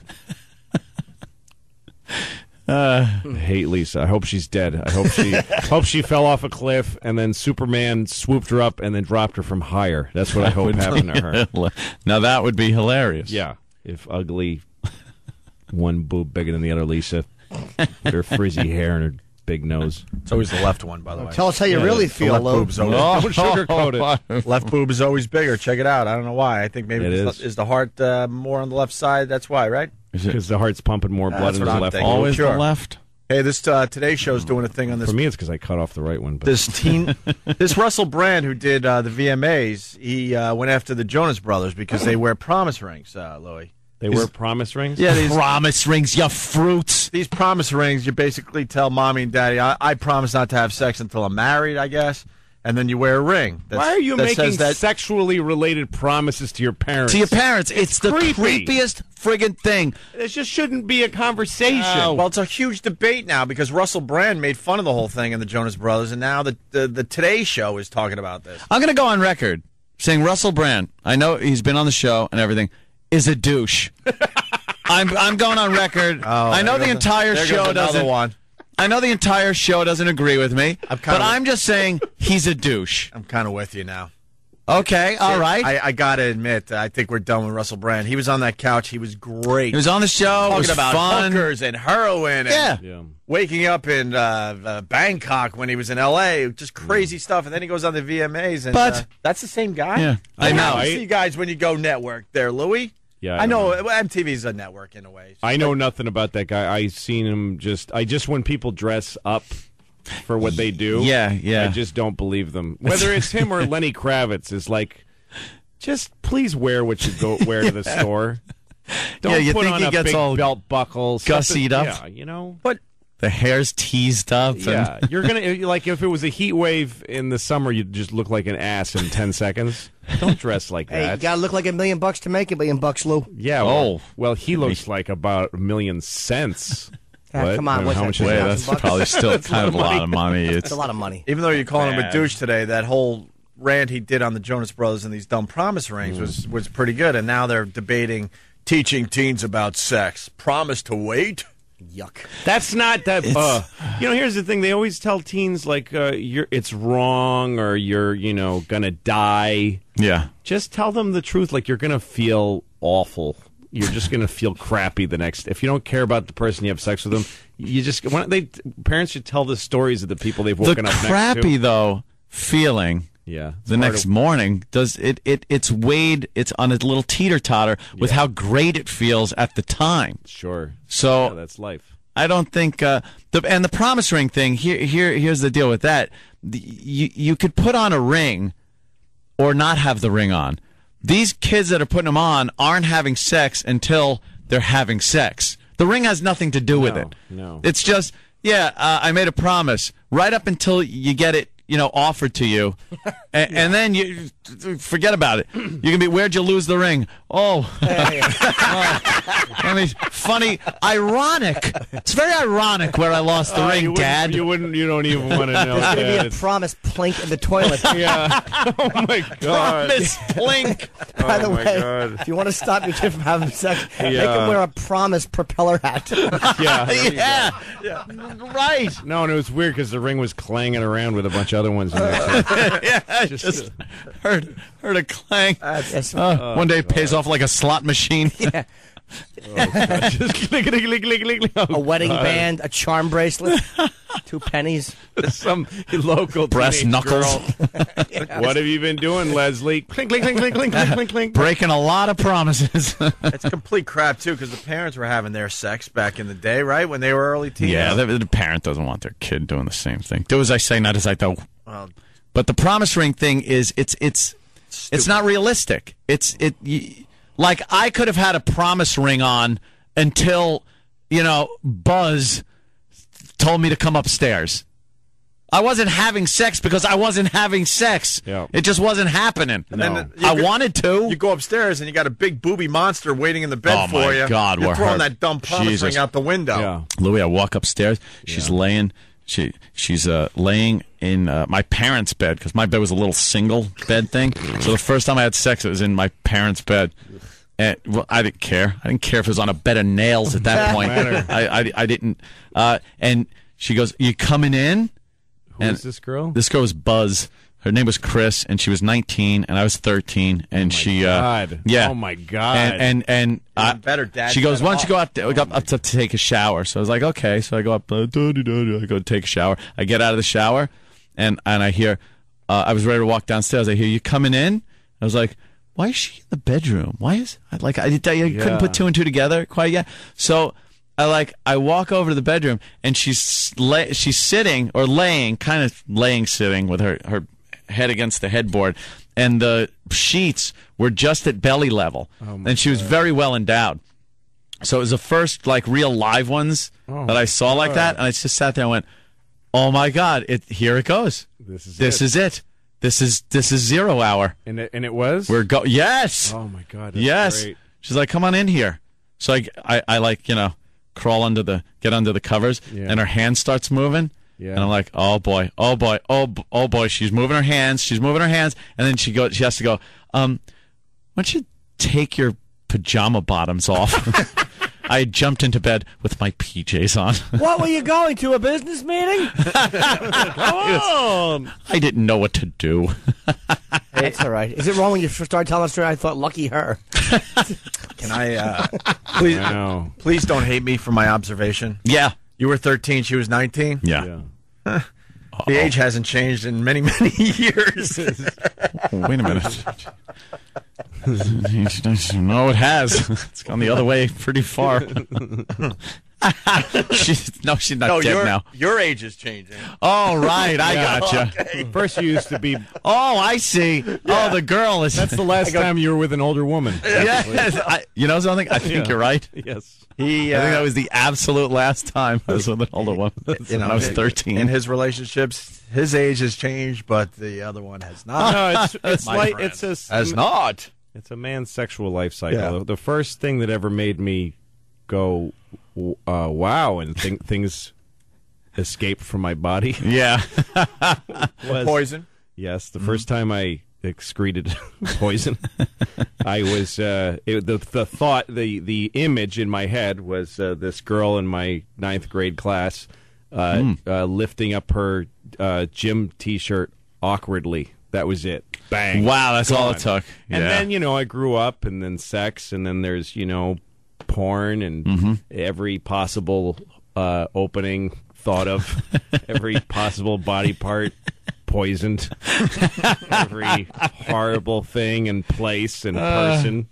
And now I'm 40, turning 41, and I'm back to the only thing that works is the Ninth grade? lifting her shirt awkwardly.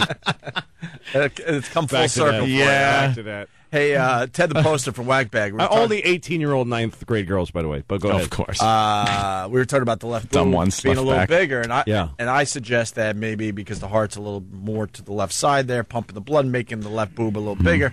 And Ted's like, you're stupid. The left boob is bigger because most guys are right-handed. So so they're working it. So you just squeeze the life out of it? You're working that muscle Looks for like her. Like a grapefruit that's been... Wow, it's swollen from being punched. We got some what's the haps. We got the Margaret Cho thing. We start with Margaret Cho because she's always a hotbed issue for us. Oh, Margaret Cho. This is our problem, Louie. Yeah. It's really, really simple. A fine radio show we're obsessed with that they got fired because they were doing Asian humor. There's a guy, a councilman, John Liu, out there in Queens, and he got him fired. Simple as that. He's obsessed with his own Asianness and other people's Asian. He's obsessed. Yeah. And these guys got fired a while ago. Fired? Javen Elvis. Okay. This is an old story, but we're still obsessed with it because we don't understand why the rules are such. Like you got some radio guys trying to make people laugh. They do some Asian humor. They're gone. They're fired, and their careers have been destroyed by this firing. By the way, so I hope John Liu's happy.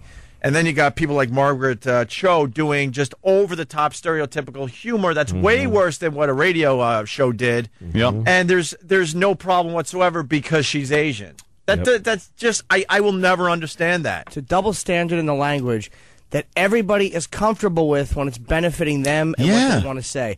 It's completely fraudulent. Their outrage is fraudulent. Their indignation is done for attention. It's garbage. None of them are genuine, and none of them deserve anything but being spit on for their outrage and their anger. So It's I'm not just consistent. laughing at fat B-roll on the news. I love fat headless B-roll. B-roll. And look at fat B-roll. That guy knows it's him. Headless Look fat at she knows it's her. Look at just go out and film fat people, but not their heads. That's a bad day when you're watching the news and you're like, "That's my belly." And it's some horrible story about obesity and disgusting people, and you're in there. We should get E-roll in here and see what he thinks. E-roll, nice, Jimmy, nice. That kid's fat.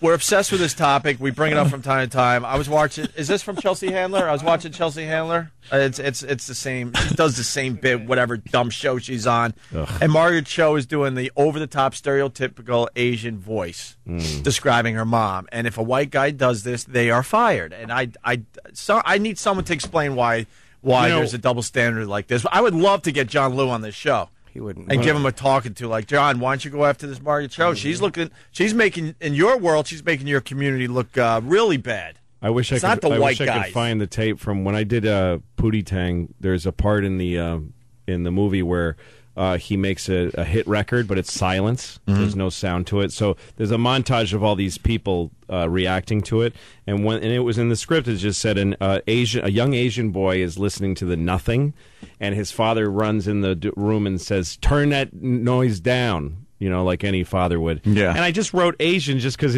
that's what I saw. I didn't want, but every auditioner, every single one. The audition goes the same as, "Oh, turn that down, you're driving me crazy." Oh, and then really? you hear me or the person auditioning going, "It's not supposed to be a stereotype Asian." And then the actor goes, "Oh, I'm sorry." And then he just does it as the good American that he is. Because none of them were...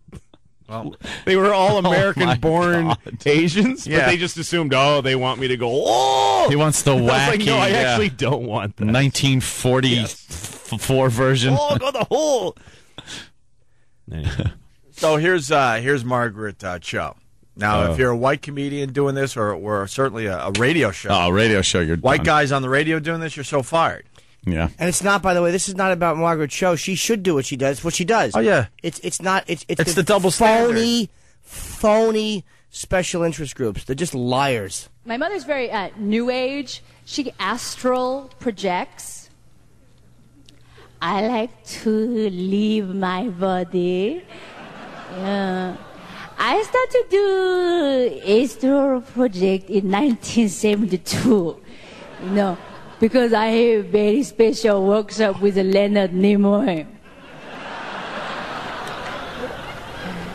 And I like to leave my body, and then I fly everywhere. Now, their excuse. Well, see here, well, I'd like to compare it to what those guys did because I don't know what they did. Well, we can't. That's the problem. We can't even. Because the only thing I would say, just to be devil's advocate. Yes. Devil's advocate. Yeah, devil has a lot of advocates, doesn't he? Is that like he needs any? Jesus. Yeah, it's the devil. He's doing fine. Is that she is telling you something her mother said, and if her mother talks like that, I'm not. It'd be one thing to say that's their excuse. But that's what we say also. What if I go to Chinatown? Yeah. And I meet this guy, if he's selling stuff there, and he talks in a stereotypical, how you would say, Asian accent, Right, as he's selling you a duck him. or something. And I say, I'm trying to convey the story, and I want to imitate him. That's why I have authentically. to. That's why, in my mind, I could only know, if I knew what those guys did. They were imitating. It wasn't even them. They used a computer program to have the computer say words in the stereotypical drop the R for an L kind of a thing, Right. and made a phone call using that computer program. That's all they did. Right. That's I don't it. know. I mean, I personally think anybody who gets repercussions from words they say, that's just stupid. It I is just think silly. it's just words and humor are just what they are. It's just stupid. Fired the computer. But I'm not sure she's a great example because she is Perfect describing example. She is Asian, describing her Asian mom. That's why she's a perfect example, because that's the excuse they use. Well, it's irrelevant. The accuracy of what you're doing in humor for it to be allowable is irrelevant. That's the only reason they're comfortable with it. But you're being allowed to do it should go across the board. She's not mocking, or she's irrelevant. The fact that they're putting somehow a higher motive to her because she's telling the truth. So what if I'm telling the truth about a rape? Like, you understand? It's completely irrelevant. It's all I don't reasons. know that it's irrelevant. It's absolutely irrelevant. Are you kidding me? Who cares whether it's the truth or not? It Not doesn't kidding matter. You. I'm not kidding you. It's silly. Let's continue. That's their excuse. They're so messy. How can you live that way? You have to clean out sometime. I cannot believe it. Just do a little bit every day. So what? Hold on. What if you people didn't know you're Mexican? So what if you start doing a Mexican accent about somebody that you knew growing up? People don't realize you're Mexican. Carlos Mencia would take it. They may get offended. The fact that I don't know think he that was people Mexican. have a right to be. I mean, people have a right to be offended. I don't care if people get offended. If I do my dad has a Mexican accent, and if I do an impression of it, and people think it's a white guy making fun of Mexican. I guess I think there is, but again, I hate being on this side of it because I think the guys shouldn't have been fired.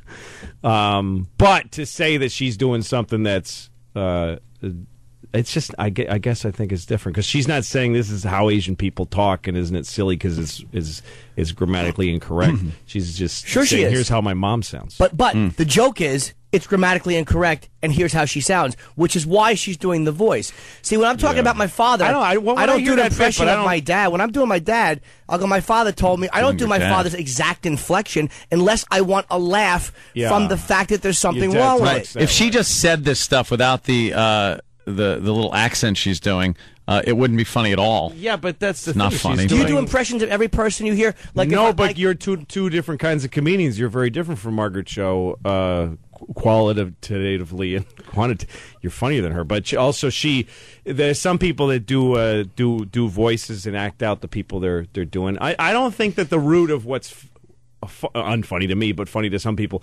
about that bit she's doing is her mother's accent. It's the kind of person her mother is. If you're listening to the content of it, it's really more about this weird idiosyncrasies her mother has. But part of that is the accent and the words being said wrong.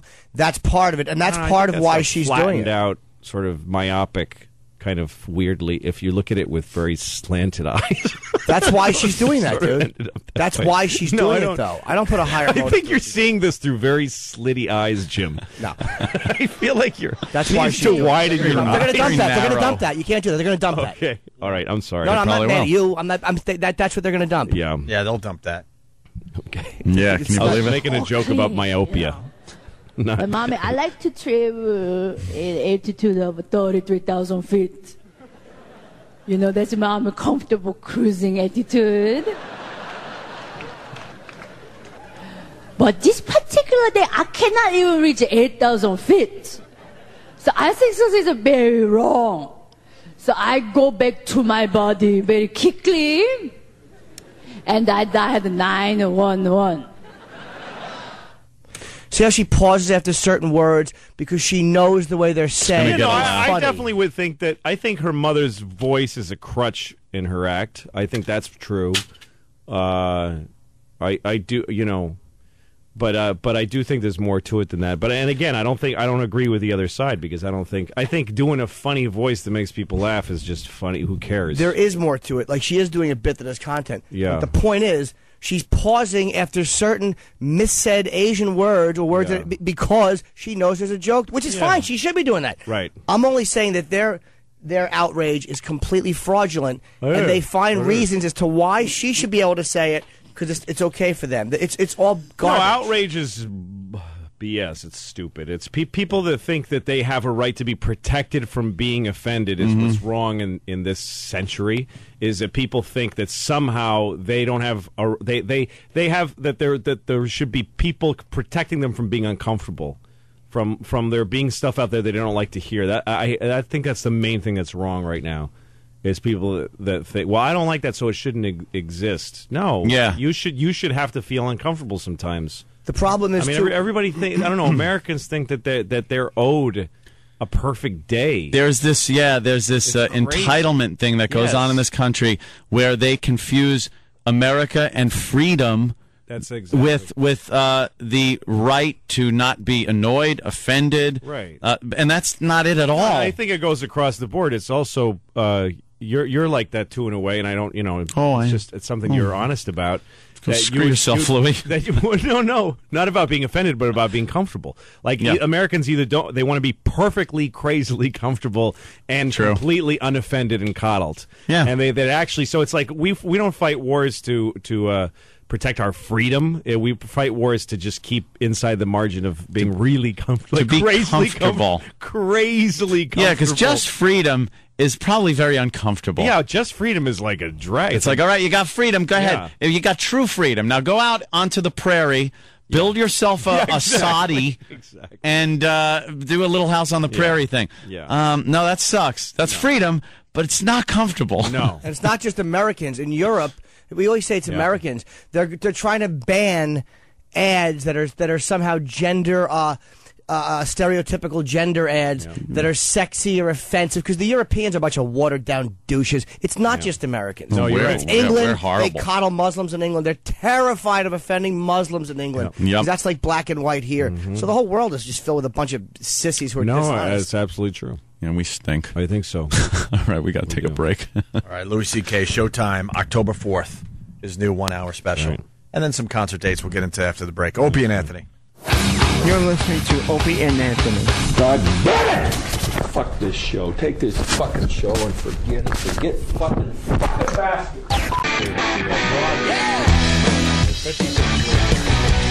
As for I know. We're VP discussing. talk all the time. I'm having a talk show. I still can't answer that question until somebody answers for me. What is it exactly that the VP does every day? There you go. Every day. That's the one that scares Louis C.K. It's Opie and Anthony. Sarah Palin asking what the job does. What is that job, that vice presidential job? I have no idea. I love that one. She stinks. But if the liberals win, you can't win with. If the liberals win, we're all gonna. No one's gonna be able to say anything offensive. If she wins, there's gonna be. They win, they're gonna be more conservative than the Supreme Court. They all suck. No, they do. And I'm I like Obama, and that's probably who I'm going to vote for. But when I was watching their convention, at the end, him and his wife and Biden, all those people are all standing on this stage, and people are going nuts, and there's confetti and all this stuff. It's like a rock concert. And then at some point, it shifted for me, and I realized everybody's going, yay, politicians. Two senators. Oh, I love senators. This is great. Dude, we got to see them senators. Rock. Really? Really? They're all just gross. Senators. Who says I'm the one? Who's that big of an idiot? including Obama. They should not be up on a stage like that with that kind of with those accolades and that kind of cult of personality. A light show. Light shows and confetti balloons. Yes. The music's going. Yep. It is really twisted. Politicians, man. Did you get your tickets? Yeah, did you get I'm your going tickets down for that to see the dude that politicians. Co-sponsored that bill and hosted that dinner. I'm going to for, scalp, man. I'm going to scalp once I get salesman. there. I don't care how much it is. I got to get in and see that politician. God damn. Oh, that is so goddamn funny. That it's ridiculous. No. It is just some, I don't know, didn't they used to just, like, get on a train and go from town to town and stand on an actual stump and go, my fellow Americans, what I'm going to give you is a chicken in every pot. Yeah, but even that was hack after the first guy did it. Yeah. Then everyone followed suit. It was like, what are you doing, man? That was cool, but why are you you still redoing doing that? I'm getting on a choo-choo train and do oh, God. That's why I like, even though McCain is on the other side of the issues for me, I love that he's just up there. He's got, like, dandruff on his shoulder and, like, the wrong slide behind him. Like, he is just a sort of can't raise his arms and just, well, here's what I would do. That's great. That's why I would have been okay with him if he hadn't picked this woman who I just think she's. She really scares you, huh, Louis? Yeah, he's going to die. She's going to be president, and she's, I don't know. When I watched that speech, people were so amazed that she could stand up there. But there's a difference between somebody who, like, really gets what's going on and has the guts to stand up to it, and somebody who just has a huge amount of gall and self-love and all right, audacity. Now is this a party-related thing, or how do you feel about Hillary?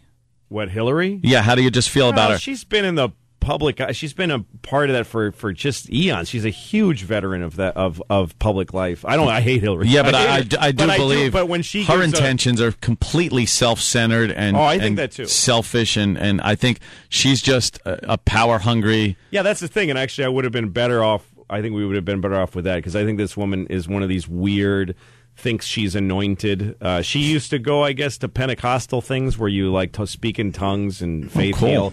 So it's just people like that think that speak like, French, God picked them. Speak Greek, big tongues. Yeah. Oh Jesus! Speaking big tongues. Yeah, you just go to these things. You know how it is. You know how it is. But people like that are more likely to think that it's. And she belongs to some church now that's like one of those mega church things that they do in stadiums or whatever. Oh, really? Where they shut their eyes, put their hands up, and go, and those kind of people, God is an awesome God, and they wave their hands around. Those kind of people are dangerous. They kill people, and they think it's okay because of the God and country. Anybody who has that low amount of perspective, who can't just go, all right, yeah, but seriously, we all poop and pee, and and we can talk about it. Yeah, it's okay. Wow. I didn't know she was part of one of those big stadium church things. I could be talking right out of my bum. Whatever. Ooh. And? Wait for it. Jesus is a friend of mine. Jesus is my friend. Jesus is a friend of mine. I have a friend in Jesus. Jesus is a friend of mine. Jesus is my friend. Jesus is a friend of You can't call Jesus up to help you move. Not a friend. He taught me how to turn my cheek when people. This song is set in the Christian rock world on fire. Is it? Really? He's one who will never leave you flat.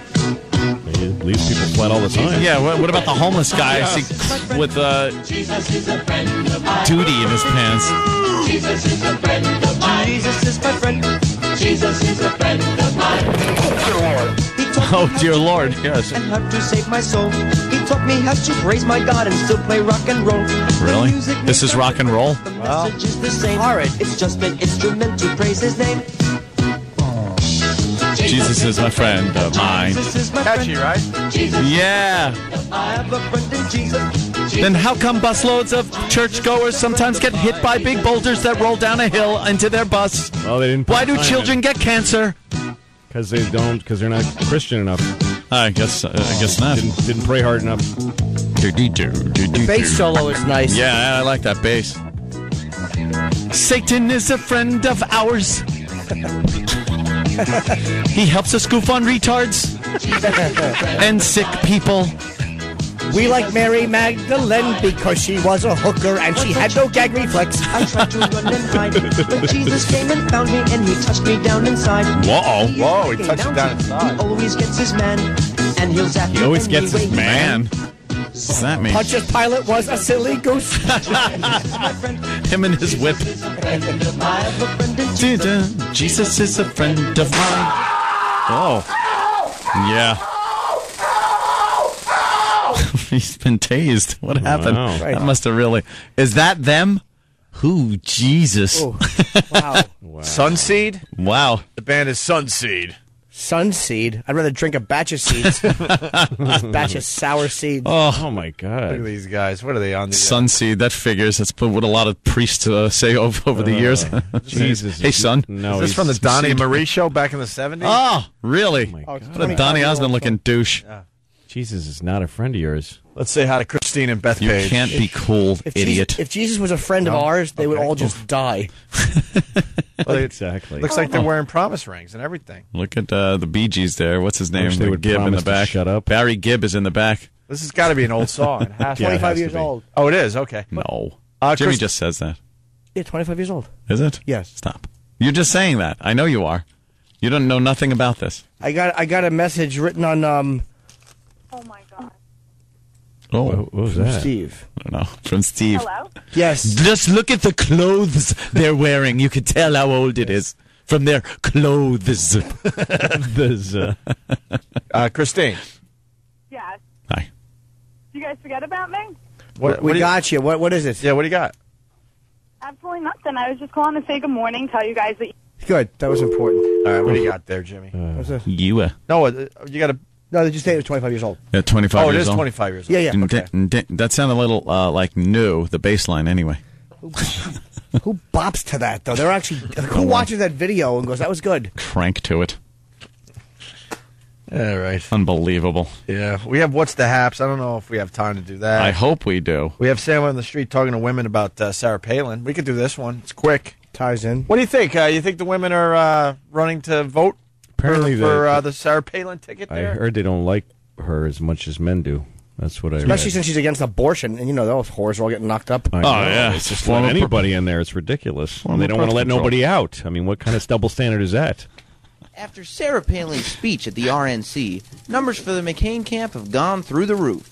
We are hitting the pavement to find all the women who have been hit with Palin fever. My first reaction was that it was a very poor choice for somebody who is as old as Mr. McCain. Yeah, when I first heard about it, I was kind of trying to contain my laughter. She just seems completely unqualified for the job. I don't know much about her, but I feel that it was trying to pull in the Hillary Clinton voters. Do you think it'll work? No, I think that people are smarter than that. Apparently, some women don't need an actual reason to hate Ms. Palin.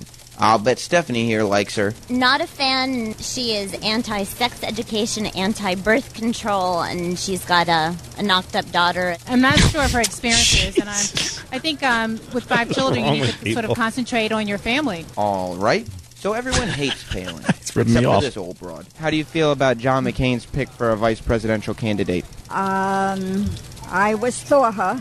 I thought I went along with her. Looks like, according to New York, McCain's going to need a little more than some overly fertile Alaskan chick to win this election. I'm Sam Roberts. He's doing his John Montone impression, I see. I'm Sam Roberts. Yeah, but I mean that was just grabbing women. Mhm. We weren't taking any angle on that, and that's what they're saying out Yeah. there. So I really don't want McCain to win, even though I like him. I like him too. This is a very important election. divisive. Oh, okay. Yeah, It is. yeah. It's a big one. We're this is a biggie. I would be less concerned about him if he didn't bring in a heavy religious influence. I'm sick of a heavy religious influence. Yeah, the thing I was really president, hoping though. about McCain, I felt before he picked her that that it would be okay if it would be a good thing if he won, because the right side of our politics, conservative politics, used to be more conservative and reasonable, like Barry Goldwater, and even Ronald Reagan. But then it became this about all this religious stuff and all this extreme. Yeah, when did that come in? Because guys like Karl Rove and them were running the Republican Party. But I think if McCain had become president, he would have got rid of all those people. Yeah. And now, but he brought her in, so they're all still going to be there. and they're a drag. I always vote Democrat, but I don't think it should always. I think there should be like half the time it should be a Democrat, half the time should be a Republican. 'Cause that's democracy. Most people aren't liberal. Like 40% of people are liberal, 40% are conservative, 20% are swingy. But do you see how that's it's how worked? it should always be, a flip flop. I'm happy when there's sometimes a president that I don't agree with, but these people are crazy. You know how it works, but though? He's the old school. He's the good guy. He's Teddy Roosevelt. Yeah. But it's like Teddy Roosevelt picked Hitler to run with. All right. Where can I vote on that ticket? It's not a real ticket, Ant. Oh, damn it. It's not a real ticket. Wow. Plus, Hitler was German and a terrible man. A dictator and a murderer. Genocide, mass murderer. He's dead. It was impossible. So what do you say? Murderer, like he killed a guy in an alley. A murderer. He was a murderer. At least manslaughter he would have gotten, yeah. Well, we got to get the hell out of here. Damn. A lot of things going on. Jimmy's got a second show at the Wilbur Theater. Yes, it's the same night, whatever night I'm there, which I think is the 14th or 15th of November. Pre-sale begins Thursday morning. The first one is totally sold out. So you can go to the pre-sale. Go to my myspace.com, Jim Norton, or onaradio.com, and there'll be a link Okay. to the pre-sale. And Louis C.K., it's always a pleasure. He's got his Chewed Up new hour stand-up special on Showtime October 4th, 11 p.m., and he's got a couple of shows, live shows, that are different than the Showtime special. Totally different. Keep that in mind. October 3rd, Bergen County Performance Arts Center in Englewood, New Jersey. Yes. October 4th, Paramount Theater, Peekskill, New York. Yes, sir. The great Louis C.K. Oh, thank you. Yes. We're off to XM, and you'll do what you do. Sirius XM. They merged. Of course.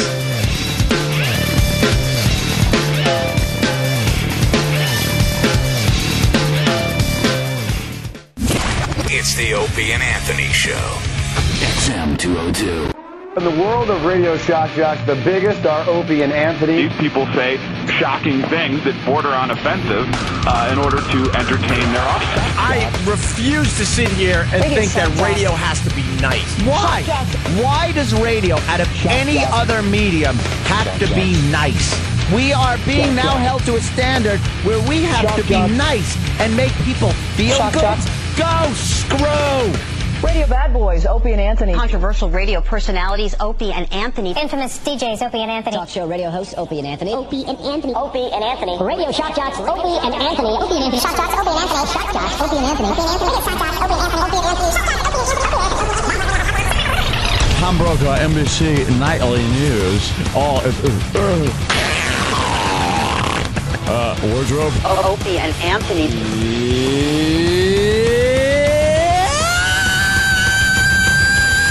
Opie and Anthony. What are you doing in death? I've been hanging a lot with JFK, and he's the life of the party, let me tell you. Why would he be the life of the party?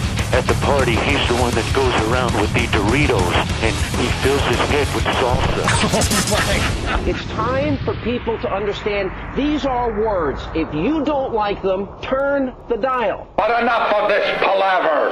Let's get the show on the road. Louis C.K., of course, made the walk to this new Sirius Satellite XM radio company. Yeah. They'll be getting rid of that XM part very, very soon. I don't understand. I don't know. The any of XM it. looks better on the. I think XM should be the name of the new company because it's a better name than Sirius. Speculation. I have an boy, XM radio in my car. Is it going to work still? No, it's going to blow up now. Really? They're going to set them all good. to blow up. They're going into Xbox technology. Ooh. Yep. And they're actually changing the subscription price, $1,500 a month. Yeah, you're gonna have to put in Xbox. 1,500. You're gonna have to It put bums in. me out because I like XM, but I mean, I chose XM over Sirius when I bought my car. Yeah, but they're already. I liked it better. They're already messing with the programming because one of my favorite channels that Sirius had to offer back in the day was this Chill. Oh, OutQ, of course. Get it? It's the gay channel. Another gay joke for the boys. Wait a minute, he's saying that you're a homosexual man? Yeah. Yes. Oh my God. Oh my God. You're called not, though. you You have a girlfriend.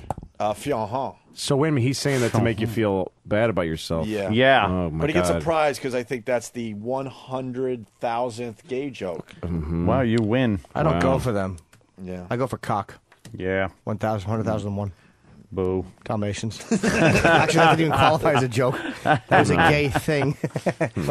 But they got Chill on XM now. Or did they always have XM Chill? Now I'm confused. They took Chill away? What? I thought Chill was still around on XM. What's Chill? Was Chill always there? It's been there for a while. It's all about lithium for me now. Wait, but wasn't Chill like a Sirius channel?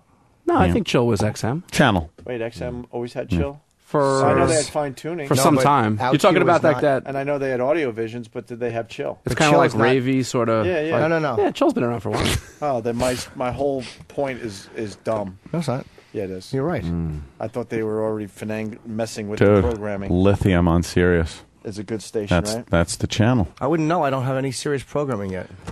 No? None. I got it in my house and in my car. Do I have to go take my car in to get Yes, the fucking Louis, thing? yes. Because I don't like that. Somebody gave me a serious thing, and it's like I got to put it on top of. Yeah. I have a radio. No, that they're was put in very there by small my car. and wonderful units that are lightweight. Yeah, but I want it in this fucking. I want it in the dash. And I don't you get want better mileage riding on your front two tires.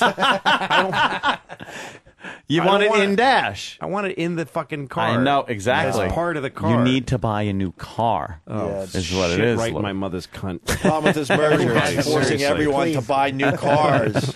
Why are we all talking at the same time? I don't know. Yes. It's all the same subject, so. Yeah. Okay. No, you got to buy a new car. That's what the problem with this merger is. AIDS. That's all. AIDS. Oh, and Chill is old on XM. Great. Oops. So now I'm losing my fucking mind on top of Hey. everything. That's wonderful. It's lagging like a motherfucker. Then what is today. Sirius's There you XM go. Chill channel called? Because Right. that was the one I really liked, and now I thought it was Chill, and now I'm thinking it might be another name. Simmer down, I think. Simmer Down. I like Sirius's Simmer Down channel. Hold your horses. Yeah. Hold your horses down to a dull roar. Serious. And everyone is now calling me a dummy, which is very appropriate. Oh. So. Why? Who cares you didn't know the channel name? It's fucking there's two services combined into one. The whole thing is a conglomerated mulata mongrel class of service. You guys want to talk to this mayor? I certainly do. Yes. What did he do? Can you just brief me? Well, And your listeners? Well, we... He's calling in now. What, Jimmy? No, I'm saying, is he on the hold? Yeah, he's on hold. But he can't hear us. Mayor Dennis Elwell Elwell. of Secaucus What now? Something happened. has successfully. What happened? I just talked to his. Oh boy. I just talked to the mayor's assistant. Now that they've got it moved, they don't feel the need to talk about it further. You what's- fucking piece of shit. What's the mayor? And the mayor is now out at the Changing your Meadowlands tune. Commission. How about this? What's the mayor's assistant? How'd you get a hold of the mayor's assistant? He was the one that picked up the phone. He didn't want to comment either on What's it. the number? Of course. It's a perfectly legitimate number to give out. It's a public number. It is. Oh my goodness! Don't need that anymore. Stupid friggin' mayor. Jimmy, I'm sorry. 201-330-2000. 201. What is it? 330-2000. 330-2000. That's the number So maybe for look if Mayor anybody else Dennis wanted to Elwell. discuss it, maybe because he won't talk to us obviously because he got his way. And is there an email or something like that? There has to be an I'll email find one for him. I'll find for the one. This was assistant all and the done- mayor. This way people can voice their opinion to Mayor a public. doesn't feel. Do it respectfully, of course, and do it with class. Whatever, Jimmy. We should have fucking talked to this guy. Well, he wouldn't. That's The guy had a sexpo moved from his shitty town to another shitty town.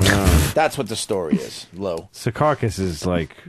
It's a It's Secaucus. It's white The shit. name alone Stinkaucus, I sounds know. like shit. Yeah. Right. So yeah, I think people. If you get his email, Steve, No, this way people Secaucus is can like voice their Baltic opinion. Avenue on the He got Monopoly board.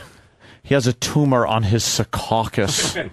The mayor did it. We were going to say that he's basically Dennis Elwell's a fucking a cunt mayor, Yeah. an uptight douchebag of a shitty place. Who is taking his moral agenda, Yeah. personal moral agenda, Ugly fuck. and thinking it's representing all the people that we don't want this in our town. Who's we? He won't even take one fucking call from us. No. You think he's taking calls from his constituency? Mayor Elwell doubt is the it. president of a family-owned trucking company. Maybe somebody knows that trucking company, and maybe you can contact him through that trucking company. I don't know. He's also a former.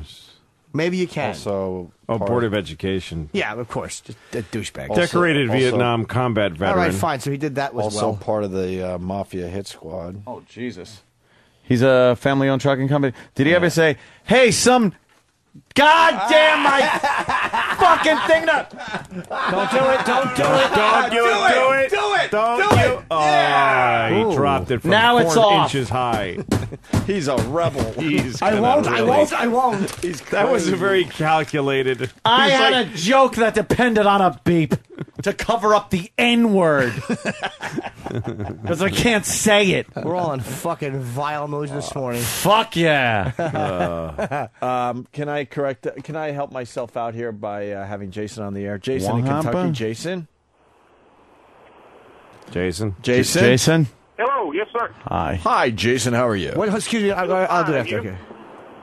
I've called to tell you that you are not stupid. The Sirius channel is also called Chill. It is channel 35. They call it Smooth Electronica. There you go. I'm not losing my Smooth mind after all. Electronica. And now we got some info on Secaucus. Nick in Jersey. What's up, guys? Hey, Nick. Hey, man. Hey, you go on Craigslist. Every single hooker in the world is on Route 3 in Secaucus. Dude, it's amazing. The Meadowlands, right? They're right by the fucking Meadowlands. Yes. Unreal. You know That's that why for a fact, Jimmy? That Route 3 is what? Oh yeah, no. Oh, you want? Well, just tell them on the No, air. because they got to do a thing. Danny explained it to me off the air. That's why I'm saying. Okay. They have to do a what thing? They have to. They're obligated to the interview. So I'm like, let them just do the interview. They're all whores. You don't like that guy, do you? No. Tell him to his face. I've again. told him many. I don't want to give him any mentions. I told Yeah. him. All right. They're all whores in Secaucus because that's why they're going to call it Sea-Cauk-Us. Like, that's sort of bad grammar, but they're saying that they look at penises a lot. Sea-Cauk. You know what I added to that? I Us. went, What is that? I knew where you're going, and I'm like, yeah, I'm going to help him accent this by doing the is part when you were going for the us part. Sea-Cauk is what? Ugh. All right, well, there you go. So they got a new venue, and the mayor's happy. Yeah, he's got a big face, too. He sure does. A big wide face. All right. Louis talks about coming. From What? Is this from your actual special that's airing October 4th on I don't know which one Showtime? that is. Yeah, maybe. I don't know. Never seen that. How CD many in my coming life. jokes do you have? I talk Jesus. about coming a lot. I have like thousands and thousands. What do you think of the them. C and CK stands for? He's the cum kid. The cum kid. First joke about my name that made any sense ever. Yeah, there. Right there. 'Cause people have always, CK's. CK. Well, so what's your... Carp kisser? Yeah, they can't do it. That's cock without the vowel and the other C. Yeah. I think this is from your Showtime special. So we're Yeah. going to give people a preview of what All they're right. in for October 4th when it's on Showtime Let's at go, 11 o'clock. man. Because I need to come. I need to. Coming is a need. I came the first time when I was 12, and I haven't skipped a day. I come every day. And I've fucked maybe 20 times in my life, so it's just been me doing most of the work. And I really, I jerk off way too much, and it upsets me. I don't know why. Maybe it's because it's so selfish. I don't know what it is, but I know it's bad. I know I'm hurting somebody somewhere. There's something wrong with it. Like, I was thinking the other day that you can figure out how bad a person you are by how soon after September 11th you masturbated, like how long you waited. And for me, it was between the two buildings going down. So I have a feeling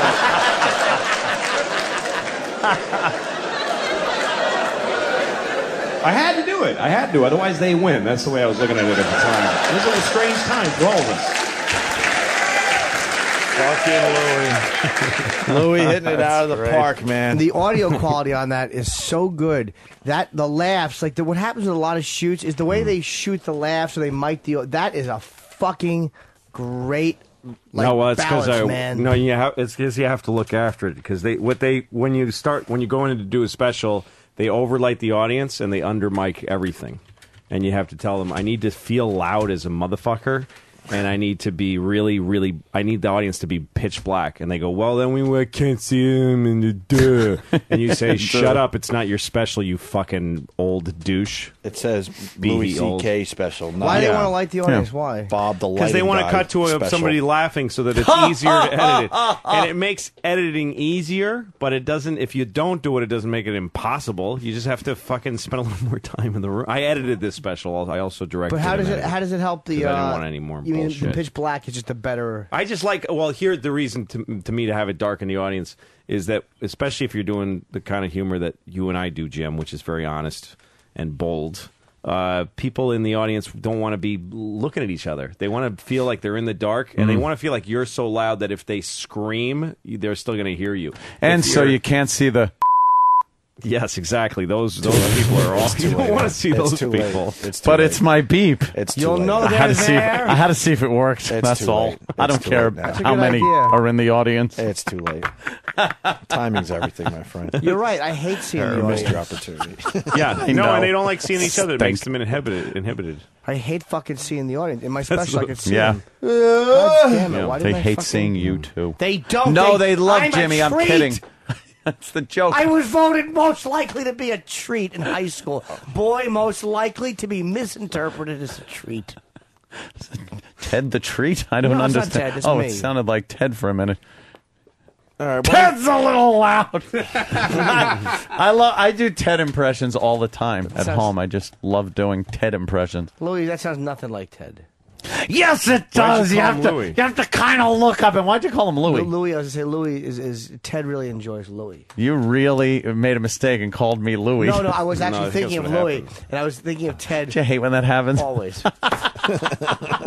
Because Okay, Opie. Enough. Ted's thing. I fancy Louis C.K.'s humor. He's a little harsh with the language. So I don't care for that. Ted's a prude. Yes, Ted doesn't like the language. Ted is a lot of things. All right, hey, you want to do a little wrestling? There's a pretty funny wrestling story that hit today. Is there two sweaty men Well, Ric Flair together? got beat Did up. something slip into somebody else by accident? Ric Flair got beat up by his daughter and her boyfriend. In real life? Yes. Woo! Where's Sam with the scoop? Oh, that must have been good. Huh? He's helping with something else. Helping with get the rid other of- thing? Get rid of the gnat. How is Sam helping? Hey, to Sam. dispose Sam of has a body? certain swagger to him these Yeah, days. You just walked in like swaggering. Take your fucking time, man. Yeah. What do you mean? You just did. You kind of swaggered in the room. I remember when you were a snot-nosed little kid, all wet behind the ears from when Jimmy came on the back of your head. I still am. Oh, okay. So what's up with Ric Flair? Well, I guess this story just broke like last night. Apparently, he got into a fight with his daughter and her boyfriend. Yeah. Like a fist fight. Oh, Yeah. Yeah. First music, I gather. Wouldn't know. I was thinking about having, kids. Louis, you're a father. Yeah. I was thinking, like, when you go into having kids, it's a cool thing. Like, oh, man, I'm going to have, like, a son. He's going to be just like me. I'll bring him up, and we'll have father and son time. Harry Chapin song together. Yeah. And then you raise a little fucker that ends up, like, beating the shit out of you someday. You actually... Get the shit kicked out of you by your own kid. Right. Wow, but that's not in the like- planning when you're No. deciding to be, like, a father. Like, this Nope. little fucker is going to grow up and just be a nightmare and end up, like, taking a hammer to your head. How old is the kid? In this case, they're in their 20s, but I'm just Yeah. saying in general, Yeah. you have good intentions by bringing another human being into your household and Yeah. you're raising a monster. I always thought most people that don't- eventually turns on you. Most people don't raise their kids; they just have them. Yeah. You have them, and then they just kind of grow they up. Just let them. They don't put any effort into raising them. And then they go, "Why isn't this working?" Because Yeah. you're not even fucking trying. You're just. What are the chances a wrestler is a good parent? Yeah, exactly. He's just That he's a shitty good father. parent. I don't see it. Yeah, he's wrestling on the road 300 days a year, and you're surprised Yeah. that he's getting beat up by his own kid No. down the road. I always thought it was odd when a child kills like their mother. Yeah. Or father, but the It's mother is a odd. weird thing. It's a little odd. It is It's odd. it's I always thought it was a little offbeat odd. It But runs against the grain a little. Yeah. I think it's like I thought of it as like this retroactive tumor Yes. that grew inside of her, left, and then came back to kill her anyway. Yes, because exactly. it like grew inside of her, and then kills her. Well, it's like those parasites that are really weird, like the ones that like go. That they put in Chekhov's ear in the Wrath ones, of Khan. The ones like in rivers, in dirty rivers. I mean, real ones, like people that drink Oh. that dirty water. Oh, and yeah. then they wade out into the water, and the parasite becomes a worm that works its way down into your lower legs and then bursts out your skin. And God damn!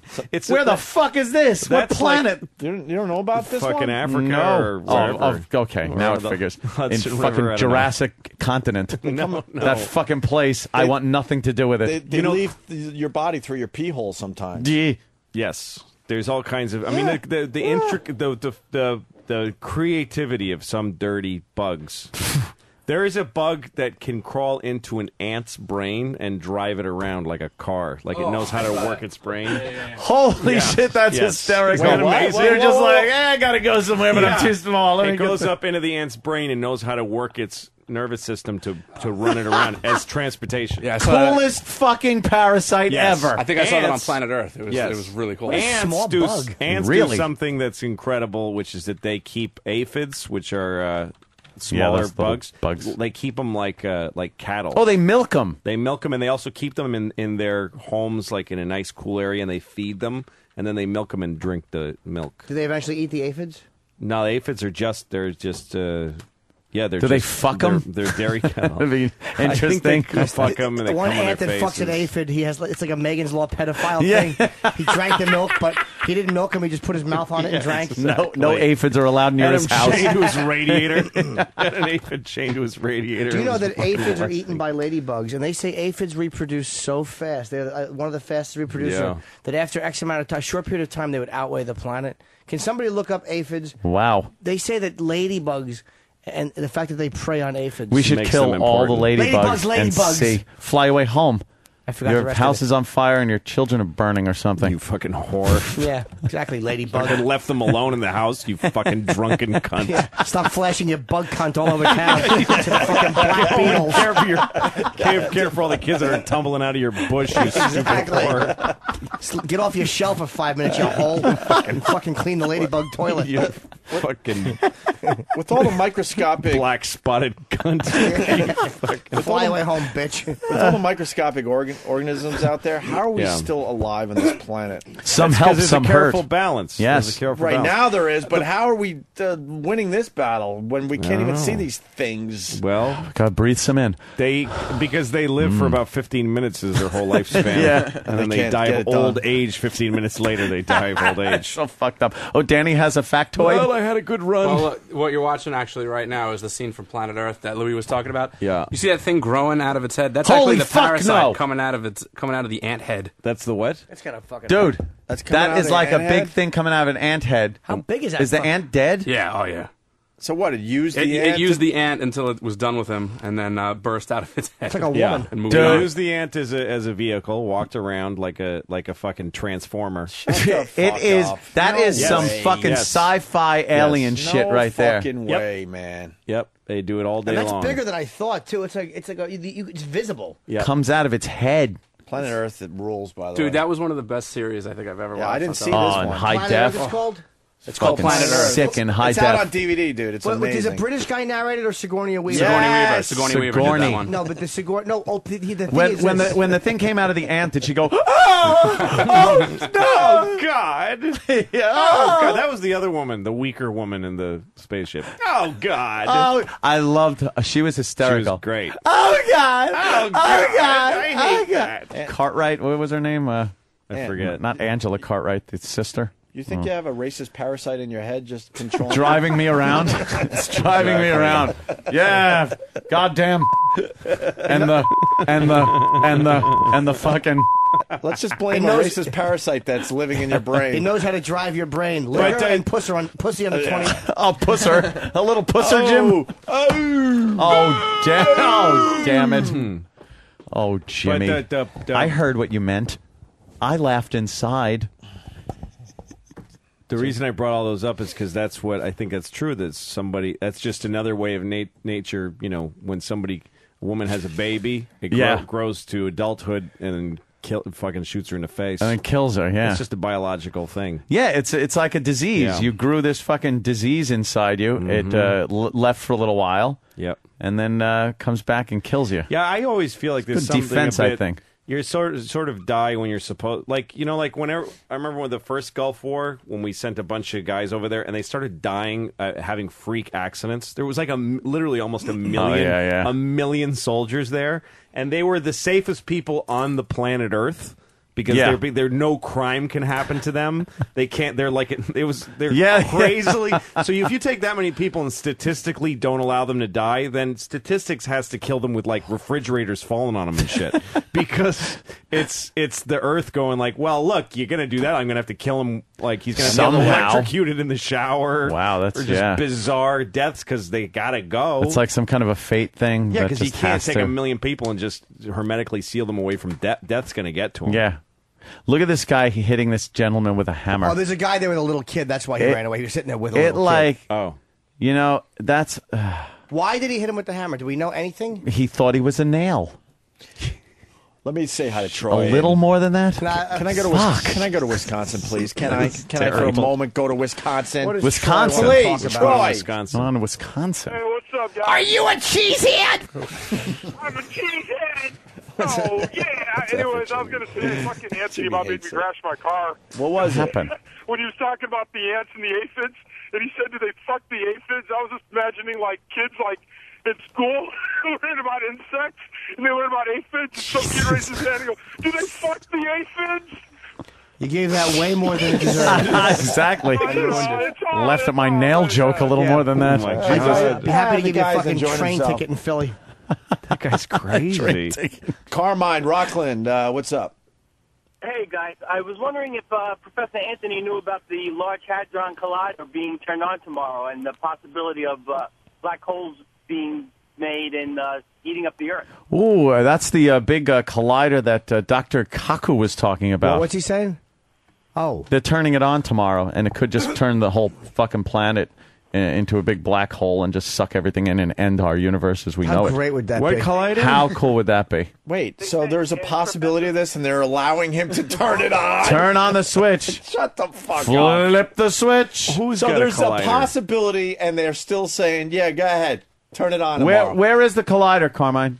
It's in Switzerland. It's like on the border between Switzerland and France, and they're saying that if it does occur, it would take 50 months between the time that these small black holes appear and the time that they're large enough to swallow the Earth. And if you do the math, 50 months from now brings us to about November of 2012. And as I'm sure you're well aware, Professor Anthony, about the Mayan prophecies about the end of the world.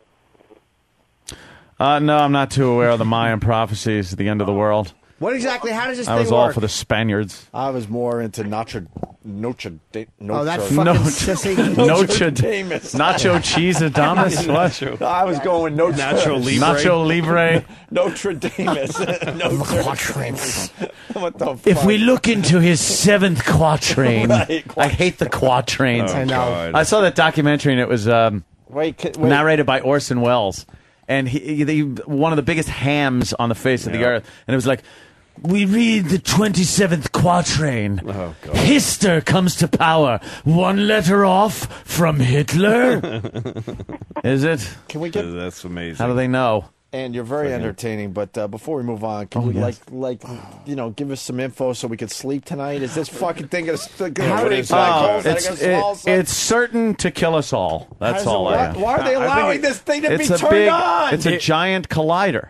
It would take like 4 years for us to even know that these black holes are. I think they'll know right away. So why are they giving the okay? When is why it supposed won't to be anyone turned answer on? me? Tomorrow. Just in case. Tomorrow? Yeah. Wait. What is the collider doing with atoms? It's testing the Big Bang Theory. They take Scientists that guys, I'm sorry. Go ahead. They take an atomic particle and fire it just about at the speed of light. This thing smacks into something, and then they look at it. What does it hit? It hits a particle that's not supposed to be split in half. Like right, so small, nobody's ever split it. So they're splitting subatomic particles. Or yeah. Like How do you know if it's split? Yeah, there's two of because them you now. what you do is Who you the look fuck at knows?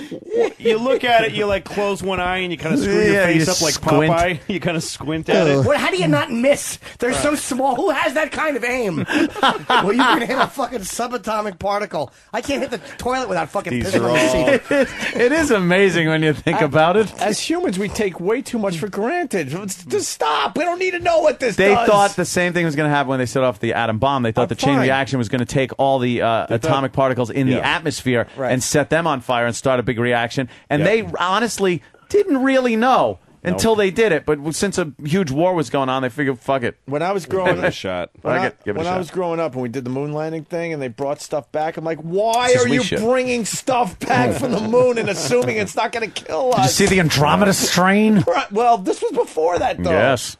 You're like, what are you doing? Don't assume this shit's going to be okay on Earth. And doesn't insurance cover it if they fire it and miss and it goes through the hood of your car, rendering it inoperable? I was in when I was in England just now. I went to also France and Italy, and everybody in Europe, when you buy eggs at the supermarket, they're just on a shelf next to the cereal. They're just dry goods. They're not in the fridge. It's like an entire multicultural continent of people that are going, yeah, maybe you get sick, but fuck it. It's not like fucking What's the big deal? refrigerated? What? No eggs are refrigerated anywhere in Europe. Well, I and shan't they're be just having going. any eggs. But they have to know it's at least a chance you get. But what? Getting sick isn't so bad. Just assuming. Once again, just assuming. Stupid. Assuming That's what's it'll going to be fine. the end of us, is we're going to assume something that we shouldn't have assumed. And you know what that happens when you assume your cock sometimes is caught in your zipper, and then there's blood on your white slacks, and you have to explain that to your fucking stupid wife and to the people who buy ice cream out of your truck. I don't know. Why else did you wear white slacks? Is Ted the scientist here to talk about this collider? Because I want to be able to sleep at night, and Yeah, Ted see, is an expert on this science thing, and maybe he's got some info on this. I had to take my collider fire to the shop. It was broken.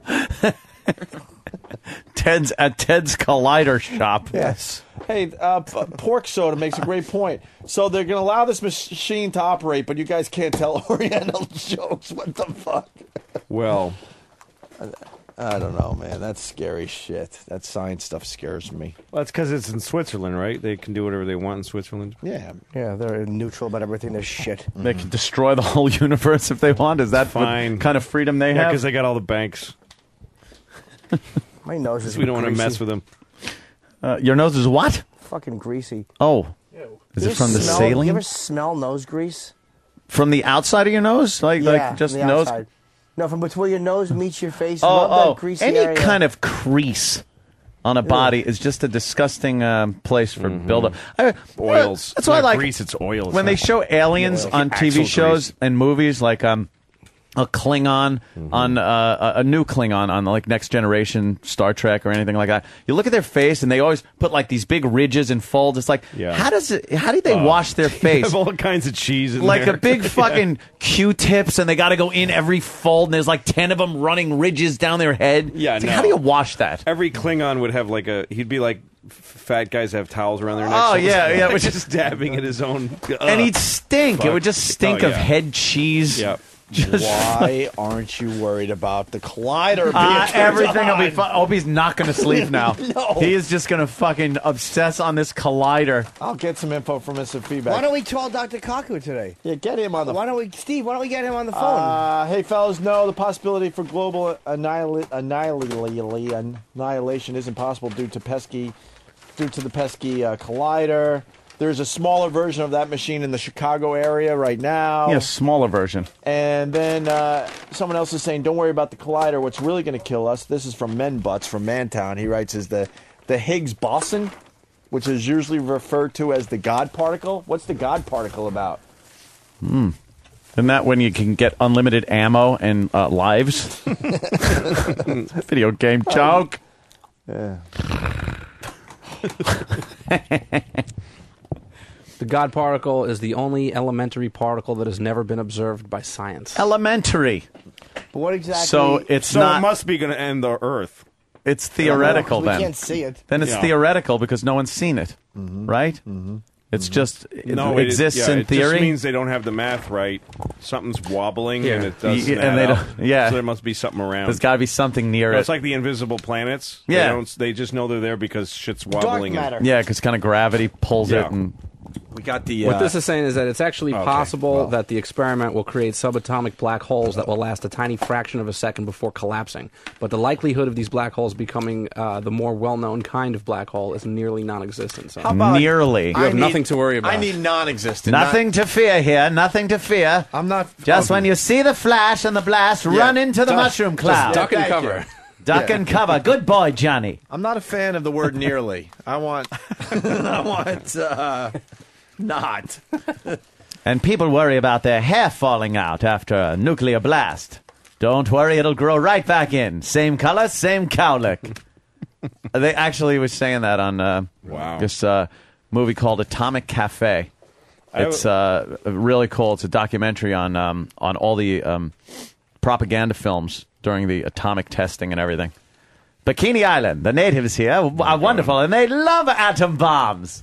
I have a book that somebody gave me that I had never read, and it's about these guys that went to Alaska after the bomb was set off. There was this big movement in the federal government to use A-bombs in order to fuel the making of them economically. Yeah. To use them for construction and for civil engineering. There you go. So they went to Alaska first because there was not much power there. And so there was this plan to make a new port in Alaska, a new bay, by lighting off 20 atom bombs in one day. Yeah. You just explained a lot. I'm not sure what's going on. I don't know. We're listening to what you're saying Yeah. about the atomic bomb in Alaska and radiation, and a lot's making sense. That's And all. what could happen? Yeah. So what happened? So a lot of Pete Rose haircuts. They got approval to do it, and now everybody knows that if they'd done it, it would have destroyed North America. Really? But these guys were going to do it. They got approval. And like 3 Eskimos fought like crazy and went to Washington and I stopped. bet. Boy, that would have made quite a mess. Yep. You ever see those islands that they just, those small little islands, atolls that they blew up? Where it was a little island, and people would live on it. Like Bikini Island. Right. They took all these people and relocated them to some other airlifted fucking them island. somewhere, yeah. They just threw them somewhere else. Just put set them in off a a bomb. C-130 and took them to fucking next island Tampa. over, which doesn't, might not have food on it or whatever. Mm-hmm. They just throw them there. We then just adopt the clothing also and call it a bikini, so we stole that. Yes. And then blew up their fucking island, where it left a lagoon. It was a small crescent shape of land where the island used to be, and just this huge lagoon in the middle of it. And it's like, okay, our work is done here. Awesome. We were hysterical back then. Yes, we were. Oh, just a barrel of laughs. I gotta go to Matt in Maine. What does Matt want? Matt. Matt. Hey, you whore. You're Yellow. on the air. Let's go. I just wanted to make you feel better, Opie. Mm-hmm. When scientists invented the steam train, they said if you went faster than the horse, your skin would fall off. And that's just insane. They don't even worry about it. That's what happens, though. Yeah, but one time... No, it doesn't. They Yes, did it does. say Every time you go faster than a horse, your skin falls off. Really? That's how they Yes. circumcise a baby. They put him in a spacesuit with his cock sticking out. And drive him down the street in a Datsun going 30. There was a quote from somebody that said that if man attains a speed above 30 miles an hour, he will surely perish. Surely she will surely perish. And it was because of the train. Like they were worried that when people go too fast, they will just die. Why do we always assume that quotes like that from back then were from scientists and doctors? I know. They had retards back then. If you go that fast, they will perish. I don't want to die on the choo-choo. Hey, we'll call it a choo-choo. Oh, exactly. It was But he was named just by eating at the time. Some retard named it choo-choo. No, How they good- said, "What are you doing with those fucking pennies and copper wire?" Choo-choo. How good is this Try fucking chewing the granola cowcatcher and dummy. yogurt and fucking fruit? How good is this? It's amazing. Where's Steve? Oh, that's Lukaku, or is that going to be all right with Collider? Kaku. What the fuck did you just say? Dr. Kaku. Said we're going to be all right. Yeah. Okay. When? Well, he said. I said on MSNBC because I want other people I to wanna be try able to to get him sleep on the tonight. Hey, the parasite thing we were talking about, here's the audio. Ooh. With this parasite. Okay. You brought this Is up? this the one Yeah. that treats the ants like little Like little ATVs cars, or yeah. something? I learned something new today. This bullet ant is in its death throes. They're nasty ants, Spores too. from a parasitic fungus have infiltrated its body and mind. Mind. That's a mind. It's creepy. Its infected brain directs the ant upward. It's so disoriented, it clings to the stem with its mandibles. When the sick are discovered, It's like drunk Danny. workers carry them far from the colony and leave them Or to me. die. Why? Watch the head. Yeah. Like something out of science fiction, a parasite begins to grow from the ant. This is loud. After 3 weeks, deadly spores will burst from the alien. Any ant nearby risks infection. Oh, wow. And the same fate. Those ants know. Those ants know to get him out of there. Yeah. He's got ant AIDS. Yeah. Just ant AIDS. Because he's bumbling around the fucking nest. He's like, what the He's acting all It's like, weird. oh my God, he's got the brain fungus. Look at the queen. That bitch got nice titties. I'm like, all right, get him out. Get him out. Get him out. Got the parasite. It's talking shit.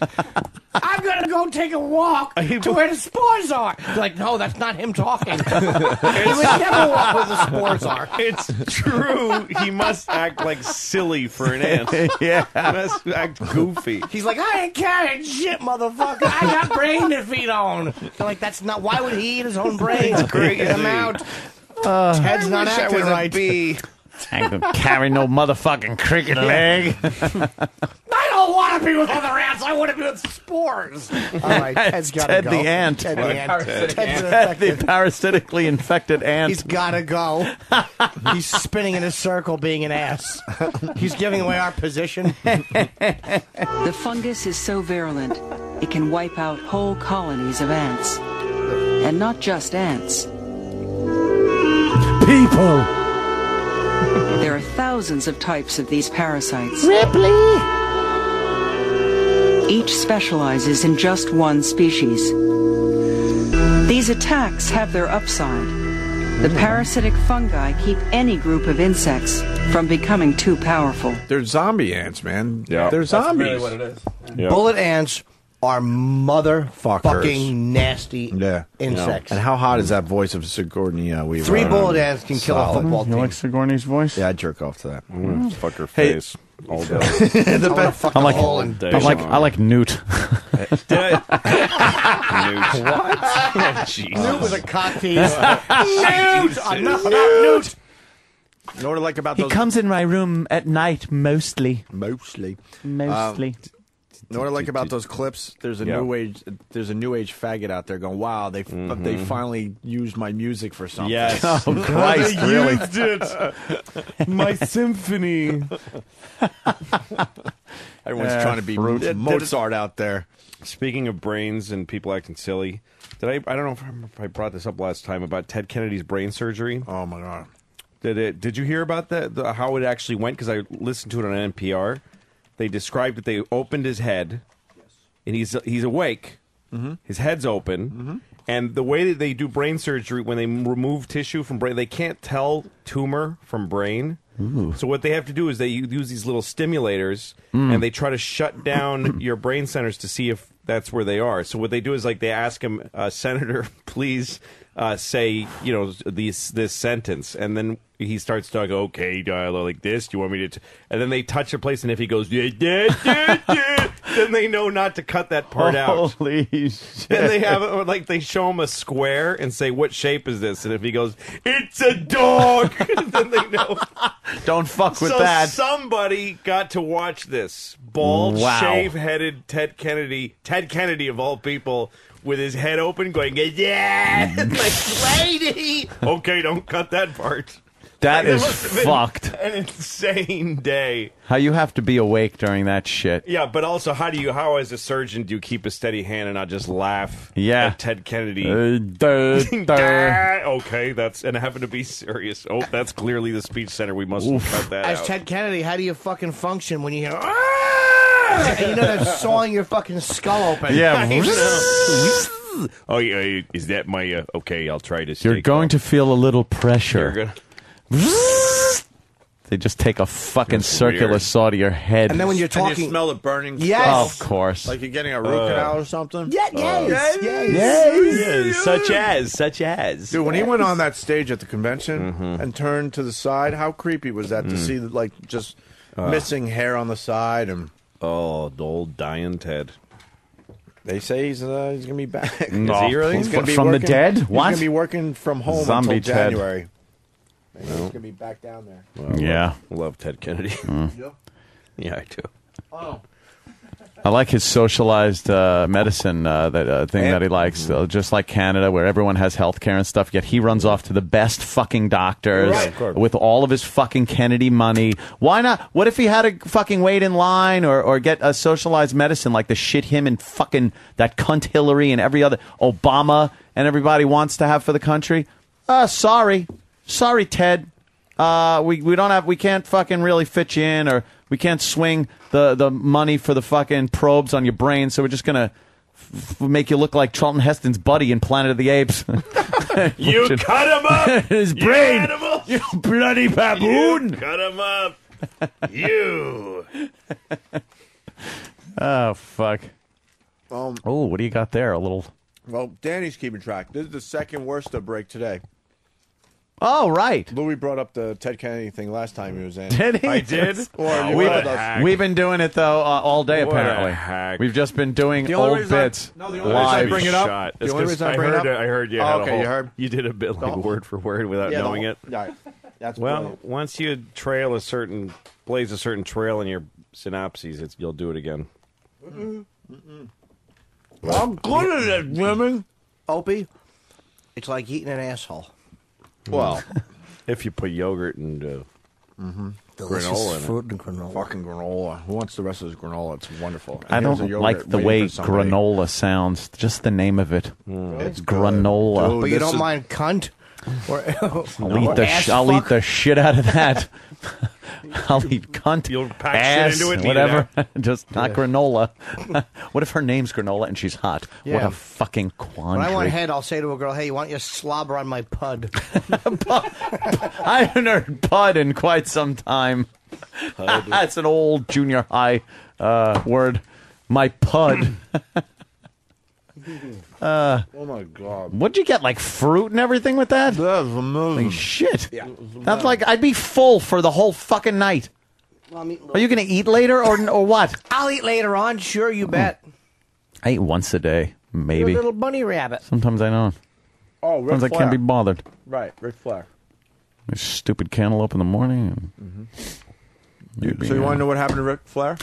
Oh, he was beat up. Did you hear? By that's where we his started daughter this. and his daughter's boyfriend. So Sam, what happened Oh, Sam swaggered out. a long time ago? Watch him. He almost walks like a Jeff Goldblum at the end of Independence Day. With a cigar and everything. A swagger. Oh, I thought you were just.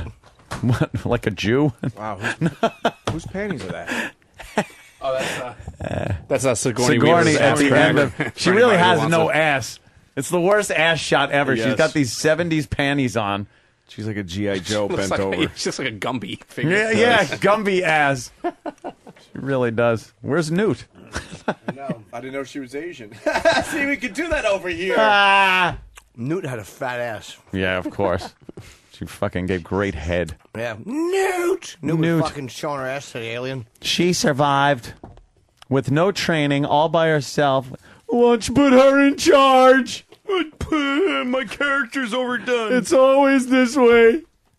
The tornado's coming this way. It's already here. It's all this is all I do. I have lots of wives. What are we supposed to do? We're doomed. Over the fucking top. Who's that? Bill Paxton. Paxton. Bill Paxton, of course. Oh, we've done this already too. but it's always fun to revisit Bill Paxton. But better.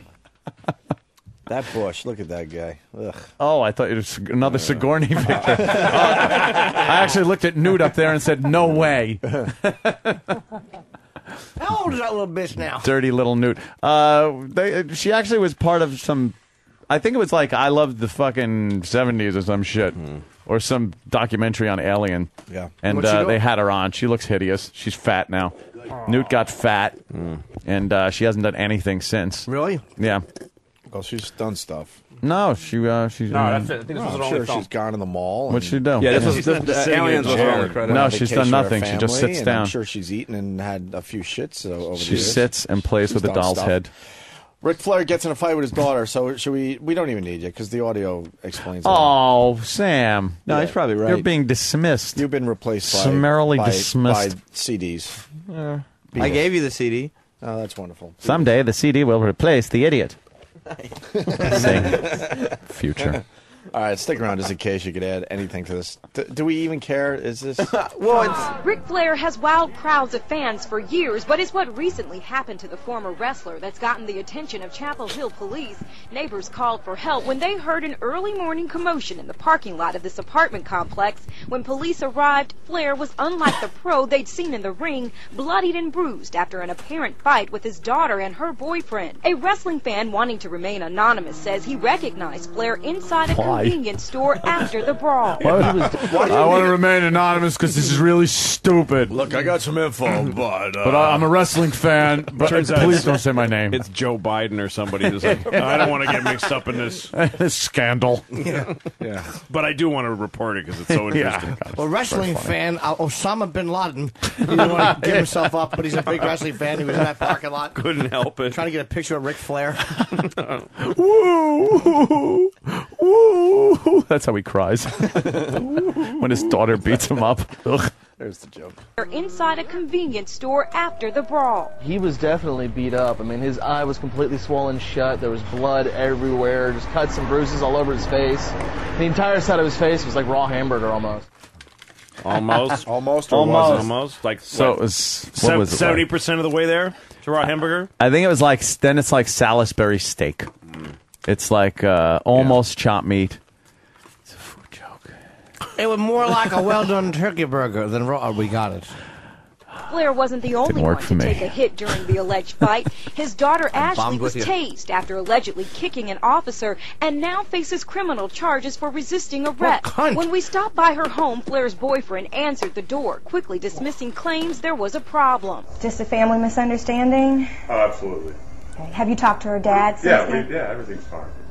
We're told Flair was treated for his injuries at a local hospital. His daughter will be in court in October. He should have brought this to the wrestling ring, and he wouldn't have had to Yeah. retire. That's man. right. This would have Great been some shit we storyline. would have watched. Isn't Good he the nature storyline. boy? Yes. Yeah. I got to see Alan Alda tonight. Watch him blow me off. Who? Alan Alda. Boy, will I be dropping your name immediately. Hi, I'm Louis C.K. Oh, no. I'll be nice. No, go ahead. What's up, Alan? He eats at that restaurant at the top of the hill, Jimmy. That's where you can find him. That worked with me, with Dennis Leary, when I mentioned Adam's name. Yeah, He blew me off. Am I drinking your Oh, fucking really? water? Yeah. Fuck him. Is this your water? Fucking Leary. Is this your water? Fucking talentless cunt. Hate him. Wow, you're not Sorry. a big Dennis Leary No, fan? Wait, what's this about? we No, can make a never headline mind. today. Never mind. I might want to be in Rescue Me. Let's make a little Google alert I don't know today. where that came from. Let's go for a Google alert. mind. It's our new bit. Let's go for the Google alert. Why do you hate? Why do you hate Dennis Leary? You guys ever fight? What? Do you ever have an argument No, with him? it's just funny because last time I saw him, we had a nice conversation. Oh. I'm always nice to him in public. Stole a bit from me years ago. That's Oh, all. did he? Yeah, that's all. That's a biggie, though, Louis. What Yeah. bit?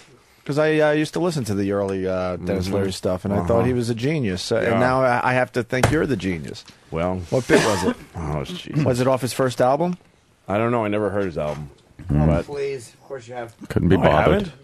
Fucking Jimmy. I was going to say. Like you would take me to task. Oh, God. Bullshit, you like it. I was going to say, of course you have. That's where you got your God, act it's weird. from. I've never said anything about it, and I don't know why that just made me. Oh. Because you know why? Because he was shitty to you. That makes me He mad. did. He fucking totally was a I don't douche. care that he skates and has whatever, but the fact that he was a douche to you just We've made me settled. mad. We've since settled it. First time I've said anything about him. He's a because friend of the show. It was up in Boston. I was there with my friend Adam Ferrara, who was in the show The Job with him.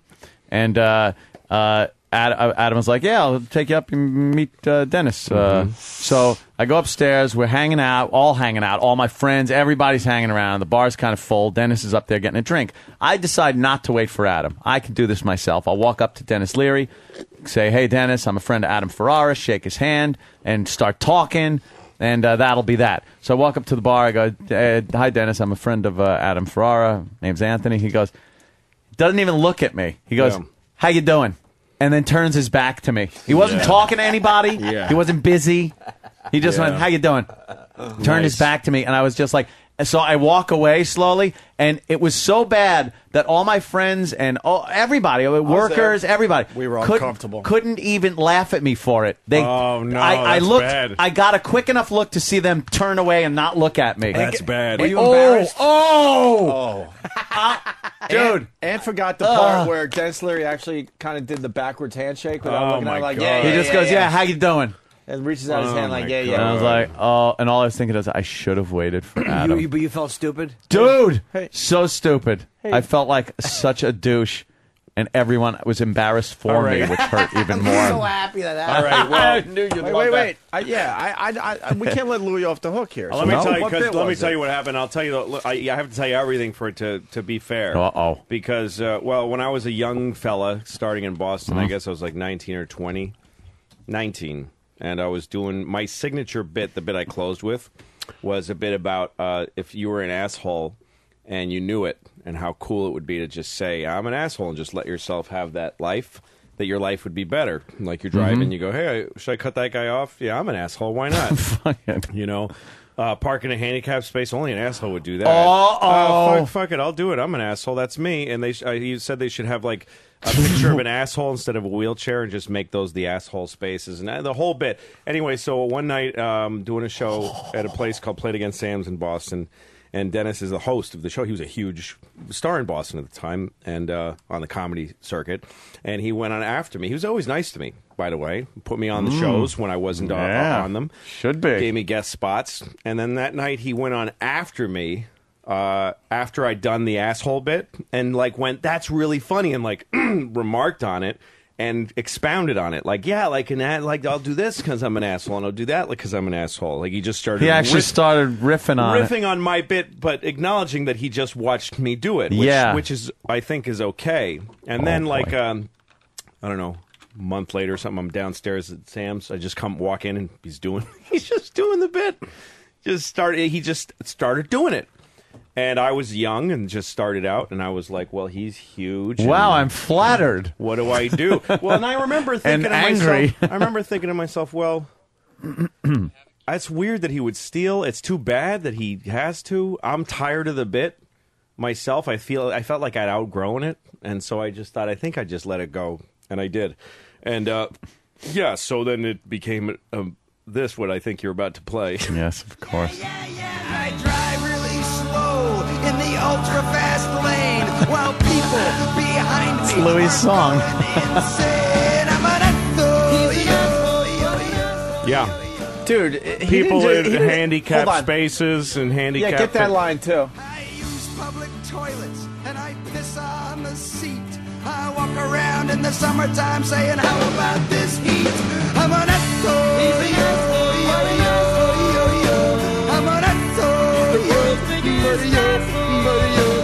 Sometimes I park in handicapped spaces while handicapped people make handicapped faces. I'm an Louis, you do realize... Hi, Louis. The song's made a huge amount of money, too. Yeah, he more than stole a bit from you. Yeah, that's he made it a number one That's his single. signature fucking thing. So that was a video on MTV. Yeah, I know. That's how big that bit was for him. I know. It wasn't like a throwaway little bit you did. No, this sir. was like, this is what he's known for. Yeah, it was a career-making bit. He's still career-maker. He still sings this song every time he performs. Well, as a matter of fact, the last time during 2 years ago at the New York Comedy Festival, he closed with this. He was, and I was on the show. Oh, Actually, my I think God. he did. I think he did it and then brought me on. And I just don't. I don't identify with it anymore. And the other thing, the pieces that are important to tell, is that years later I'm living in New York City. I run into Dennis on the set of a movie he's doing, and he says, "God, you're always so funny. What are you doing with yourself?" And at the time, I was trying to finance an independent feature I was making, and he gave me several $1,000s and helped me find it. He just basically gave me money. That was guilt money. Yeah, which I never really even thought of that, but I guess that's true. And I mean, he gave, and so he invested in it. Guilty and when I run into Dennis, we say hi to each other. And was he counting out the money, going?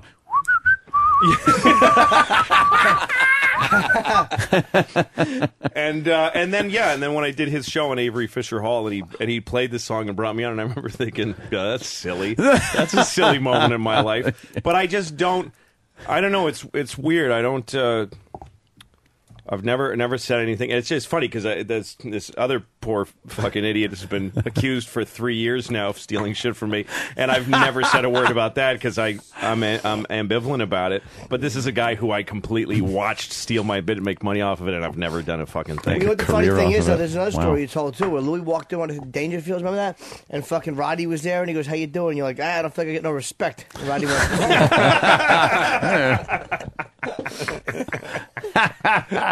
Yeah, I understand how you feel, huh? You know. I mean, I've always had kind of a perspective about people that steal material that I feel like they're... I don't know. It feels like what they do to themselves is probably a lot worse than anything. I mean, what am I going to do about it? I just kind of continue living my life, making more things. But that is the Dennis thing is a weird one. And I guess since he gave me money for my movie and he was always generally kind to me, I always felt like, well, I'd be a hypocrite to say something about it. Well, and for some reason, when I heard Anthony say that he was rude, that he's rude to you, he was rude to me the first time. Lit me off, made me mad. But then we've had him on the show many, many times, and right. So he does your bits very well. And he but Louis is a fucking shocking employs guy. my buddy. So. He's been a shocking guy since he was a little kid. Like, when you said you were a little kid. Yeah. He told me this. He was a boy. He would always curse. Well, what do you say? Yeah. They went one time to see George Carlin, and they introduced him to young Louis, and Louis was trying to be shocking. And he was like, shit, piss, fuck, cunt, cocksucker, motherfucker. He goes, how many words are that? 7? 7. Was that 7 curses you just laid out? Louis lied. And they said, where'd you hear that? He went, on television. That's impossible. It's like, I'm like the Forrest Gump of yes, comedy. Yeah. Louis, it continues today. Stephen S. from Bayshore writes, this just in, Dennis's ex-wife let his dog out and got hit by a car, so he's continuing. Jesus Christ. Holy shit, Stephen S. Are you nice. crazy? Oh, my goodness. He cried over that dog. And I just get, let's all suck Louis' dick. Oh, really? I'm all Who for said that. Let's, Really? Somebody's mad Let's at do me? it. I still owe him from Lucky Louie. So let's get I'd going. be happy to suck. Yeah, I guess. God, that sounded that was gay. from Dennis L. I'm sorry. Oh. He's a little. Yeah. Hey, that's a big Like the story right criticism. there. That's a Google alert right there for yourself. I don't know. I don't like it. I don't like... the comedy bloggers are going to run with that one, my friend. Oh, sir, I don't like it. Don't like being associated with that kind of shit, even from a... Why would you be? I mean, you fucking had that incident. Remember that time you said you were driving with a moose on the fender and there was a problem? Fucking Woody Allen. What's wrong with you? So obscure, I have but to it was say an where elk, it comes actually. from. It wasn't a. It wasn't a moose. It was an elk. The moose bit. Why is the moose bit so brilliant in comedy circles? Because it was I done shot a moose in once, the '60s, and then I fucked my daughter. Yes. She looked like the girl running with Agent Orange on her. Louis, because Woody Allen is, I think he's the greatest joke writer ever. There's never been a guy who wrote fucking... Because the bits were so involved, and they always paid off, and they were done in the early 60s, and they're still, by and large, original ideas. It's amazing how fucking great he was. It's Still annoying. alive. Way you make it sound. It's amazing how great he was. God rest his pedophile soul. Why wouldn't a guy like that, like for a goof, go out and start doing stand-up? I think he was again? afraid of doing it. He said it was always made him He was nauseous. one of the guys that got scared. Yeah, but the idea of fucking scared. I shot a moose and then where he took it. The was fucking great. moose in the Solomons. Oh, so good. I'm driving with 2 Jewish people on my fender. It's like annoying how good it is. No. He's just a funny dude. What did he do for Diane Keaton recently? It was like last year or 2 years ago. They quoted him in the paper.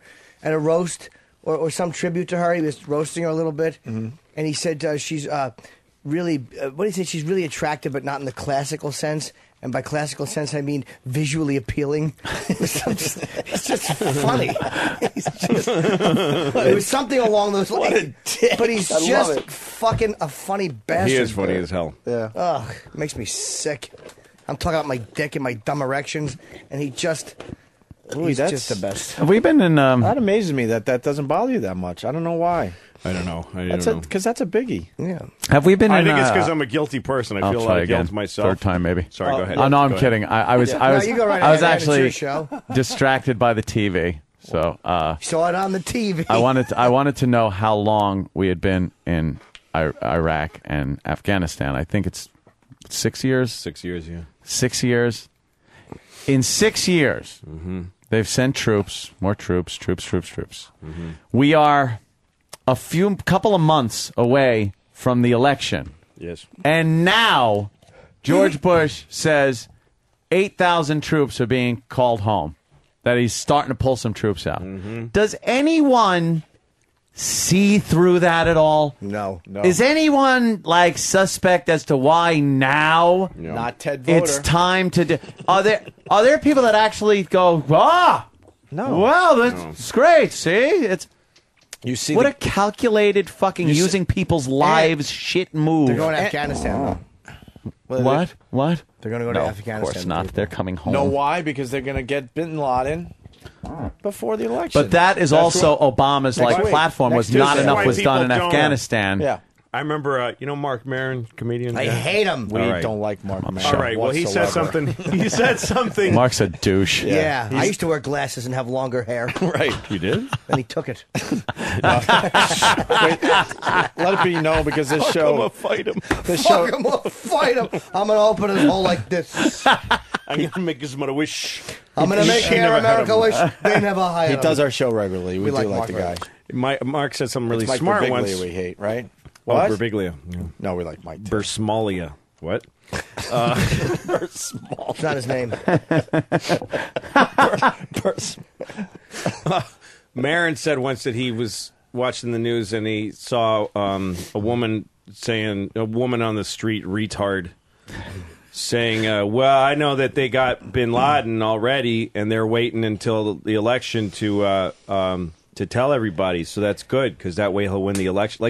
That's most people think they are doing that, but they think it's a good thing. Oh, good. Yeah, no, that's a good idea because then he'll win. Yeah, then he'll win. Yeah. It's like that's not the game you're supposed to play to win. Following what Anthony was saying, you notice the gas prices slowly making their way Gas prices down? are going down.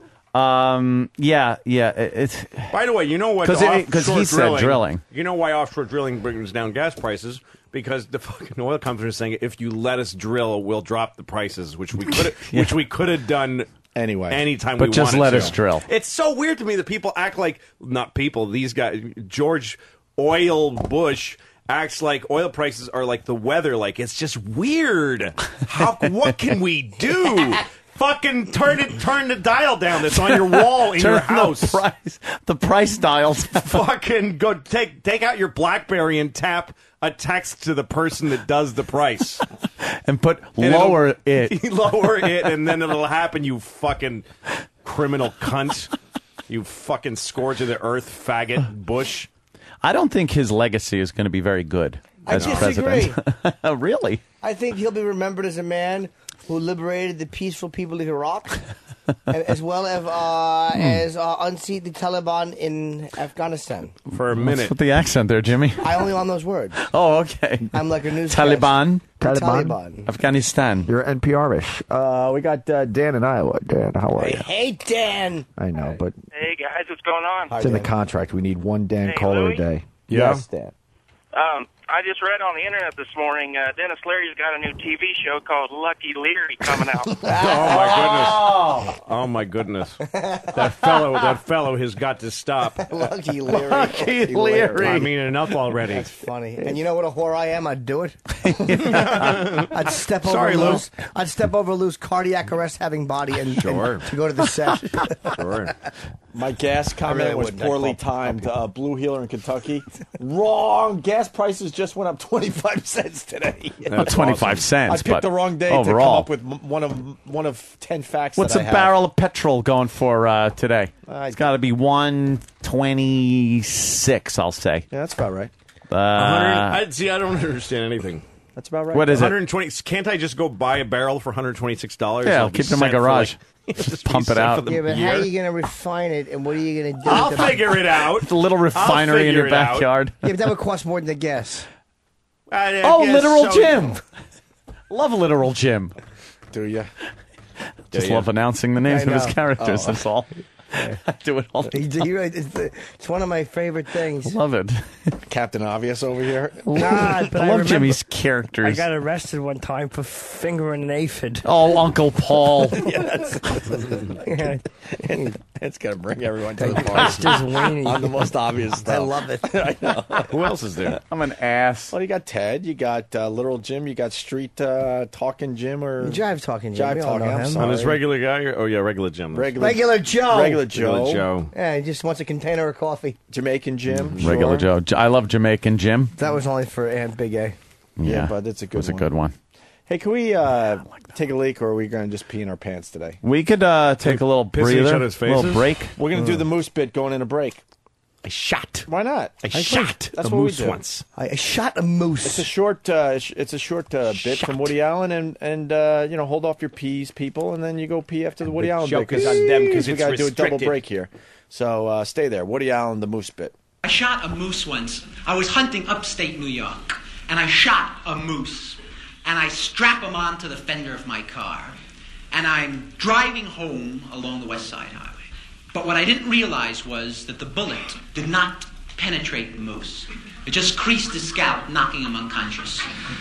And I'm driving through the Holland Tunnel, and the moose woke up. So I'm driving with a live moose on my fender, and the moose is signaling for a turn, And there's a law in New York State against driving with a conscious moose on your fender Tuesdays, Thursdays, and Saturday. And I'm very panicky, and then it hits me. Some friends of mine are having a costume party. I'll go. I'll take the moose. I'll ditch him at the party. It wouldn't be my responsibility. So I drive up to the party, and I knock on the door. The moose is next to me. My host comes to the door. I say, hello. You know the Solomons. We enter. The moose mingles. Did very well. Scored. Some guy was trying to sell him insurance for an hour and a half. 12 o'clock comes. They give out prizes for the best costume of the night. First prize goes to the Berkowitzes, a married couple dressed as a moose. The moose comes in second. The moose is furious. He and the Berkowitzes lock antlers in the living room. They knock each other unconscious. Now I figure here's my chance. I grab the moose, strap him on my fender, and shoot back to the woods. But I got the Berkowitzes. So I'm driving along with two Jewish people on my fender. There's a law in New York State. Tuesdays, Thursdays, and especially Saturday. The following morning, the Berkowitzes wake up in the woods in a moose suit.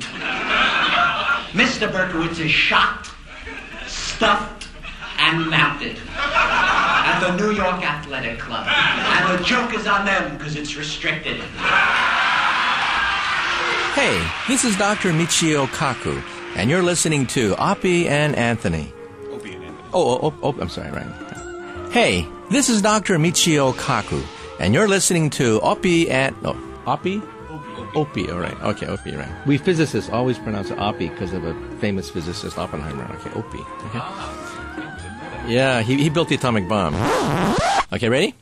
Hey, this is Dr. Michio Kaku. You're listening to Opie and Anthony.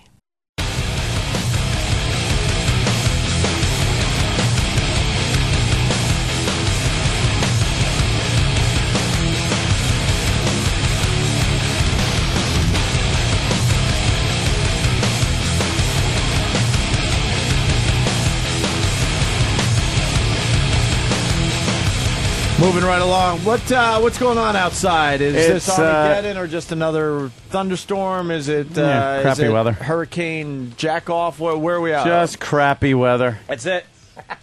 What happened? Me and Lou were just sharing a laugh. Two men who understand what being a man is. That's what we know. We don't We're not identify afraid. roles. No, I we're not touch where I want, he touches where he That's wants. fine. It's fine. Men. It's just I don't think he's fine like with it, shaking Jimmy. your hand, shaking your dick. I shake his cock and balls together. I grab the whole thing. Blah, blah, blah. I make the noise so it's funny.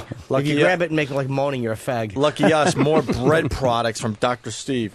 These are all like various types of English muffin type Oh my things. God, Dr. Steve is a fucking. But he's obsessed with bread products. How are you eating an English muffin that's not cooked? You got to cook the English muffin. They're surprisingly moist and tasty because they got fruit in them. Oh, see, that one's apple cinnamon, everyone's favorite. Not apple. It's What probably other Dr. bread Steve products do we boogers. have today? And bits of placenta from the OR. Creepy Dr. Steve.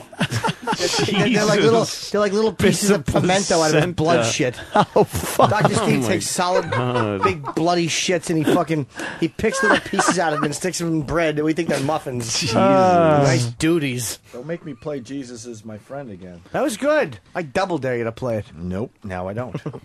I know what you're up to. We could do What's the Haps. You could do Man Tries to Bet Weed at Casino. Porn and... Yeah, we never did this. This is getting a bit on the old side. What is going to be the what's going to be the little newsroom twist on it? On the weed thing? He tried to use whatever. Wait till you hear what this guy He's trying used to bet make with. a bet that was a little unorthodox, but Yes. something like a Well, pun they're- about weed. Well, what does he bet? Oh, they'll make a pun like, oh, well, he was trying to win the pot by betting pot. And he was. That's the one. They thought his bet was a little high. High, ha, ha, ha, ha. Yeah. Poker, save me a poke. He Wow. hoped that the 21. What do we Yes, got? he was in a someone to- gambling joint. Yes, yes. Oh, that's so And he cute. I was going to say joint He was venture. hoping A to, joint venture. He was hoping to win the pot Oh. with some. He was hoping to be rolling in the dough after rolling marijuana cigarettes. He had a bad river card.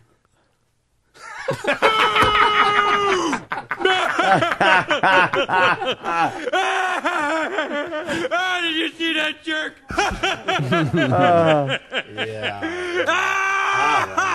Come on, get back on the roll. I'll jump in. Look what I could do, guys. Hey, guys, look at me. Let's see what stupid pun they use. What? All right, let's see what they say. Okay, let's go. Most of the time, criminals are out there committing crimes that are dangerous or even deadly. That's right, but once in a while... Stop! He wanted to gamble. He had some tokens. Tokens? That was a weird. What a weird lead-in. What a weirdly general Yeah. lead-in. Usually, criminals are doing violent things, like shooting people in the vagina. But this criminal is taking a different With all tactic. with all the improvers in the room, why didn't we come up with Josh S. from Philly's line? Oh, what was that? He's a high roller. Oh, I said high roll. I Oh, said you used high? Yeah, Very good. I said Okay. river That was too Louis high. is high. It's a river card. Josh from fucking Philadelphia. Yeah. You can suck my cock. Fuck him in his asshole. He Hey. gets fucking hammered on the train. Fucking hope his mom pisses on his teeth and then kicks him in the fucking balls. Exactly, there's a pot pun. I apologize. I didn't hear that, Lou. Sorry. I was Sorry. waiting for No Larry to problem. say it. I used to laugh a lot. Right, but once in a while, police catch a bad guy doing something, well, stupid. This time our cameras are rolling when it I think he happened. gave that look. Well, Stupid. And then she, I think she giggles. I think Yeah. she go, And then they cut to R. Kelly. stupid's a funny word. can I tell you one of the greatest days for me was when I realized local news Yeah. is the best comedy show on TV. It is. It was. What happened? What did I miss? What? What did I miss? Something about his cock. Another cock For joke. fuck's sake. Going into an R. Kelly. Oh, Like after they catch him doing something stupid, they just show something so vile like that, or a beheading. Oh, fuck. Fucking Paul Cooley and the girl he buried alive in Florida. You know, they're doing something stupid. Stupid. this toker didn't want to get a joker. That's a good That's one. terrible. I hate That's that. Liddy rules. Pretty bad. There's Liddy rules, no whack jokers in the fucking car. You're really reaching now. jokers. It's That's a good one. over. It's fucking when you dealt a joker. Yeah, Fucking what are you exactly. Old God. maid with your ugly cunt mom. Asshole. You're a fucking asshole. Go fish, then your mom's pussy comes This time up. our cameras are Smells rolling like it. when it happened. Steve Yoakum explains from inside the force. On a downtown Fresno sidewalk, this man is being placed in handcuffs. But he didn't rob a store or assault someone. We know what he didn't do. What the fuck? This is the first crime that ever happened. Here's an odd story because, okay, let's list all the things he didn't do. Yeah. Didn't rob a store. He didn't rape a child. It just gets really heinous. Yeah, exactly. Yeah, he didn't fuck his mother. He didn't sew a woman's child to her body and then rape them both. He didn't gouge out the eyes of a Down syndrome man and jerk off into his mouth while he cried. But no, go back. I got a great improv that got messed up. All righty, Jimmy, I'll do just Right there, that just for a you. little bit. Cue it up. I got He this didn't one. rob a store or assault someone. He robbed a pot store. There's not even a button for that on this machine. There's not even a button to be had for that. Oh, God. All right. Actually, he did something else that left officers scratching their heads in amazement. Oh. Tell us what he did! He gave him dandruff. He gave him dandruff. They were scratching their heads. Oh, wait. Damn it. He did the same thing to Ted Kennedy. And George Harrison. George Harrison.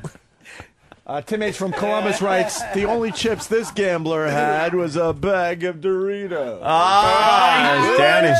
Danny's line. Danny has a chip line. I never made it. Yeah. Danny had a chip line.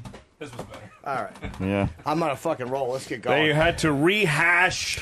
Oh! This is so stupid. God. Their heads in amazement. What happened? Nothing at all happened? Well, why are you in handcuffs then? Minutes earlier, inside the Casino One gambling establishment, the subject sat at a card game, and when it was time to place his bet, he put a large amount of marijuana right out on the table. Marijuana.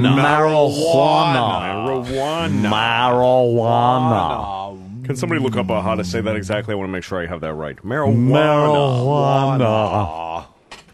Throw it out on the table as a bet. All right. They're all a bunch of dopes. He put a large amount of marijuana right out on the table. Marijuana. I really want people to know what this is. No, we do. Marijuana. It's marijuana. Louis, we got to play it probably another 4 times before we can get past this point of the story. You know that. Yeah. Put a large amount of marijuana. Marijuana. Don't you hate reporters? Oh, I can't stand them. I love them. The thing is, when I hear that, Marijuana. I just picture him when they're editing the story and he's sitting with the editor who hates him. And Yeah. when he gets to that marijuana, he goes, yeah, use that. I like that one. Yeah, that's a good one. I like that take. Sucks. Yeah, that one you want? You gonna stick Fuck with it. that one where I go marijuana?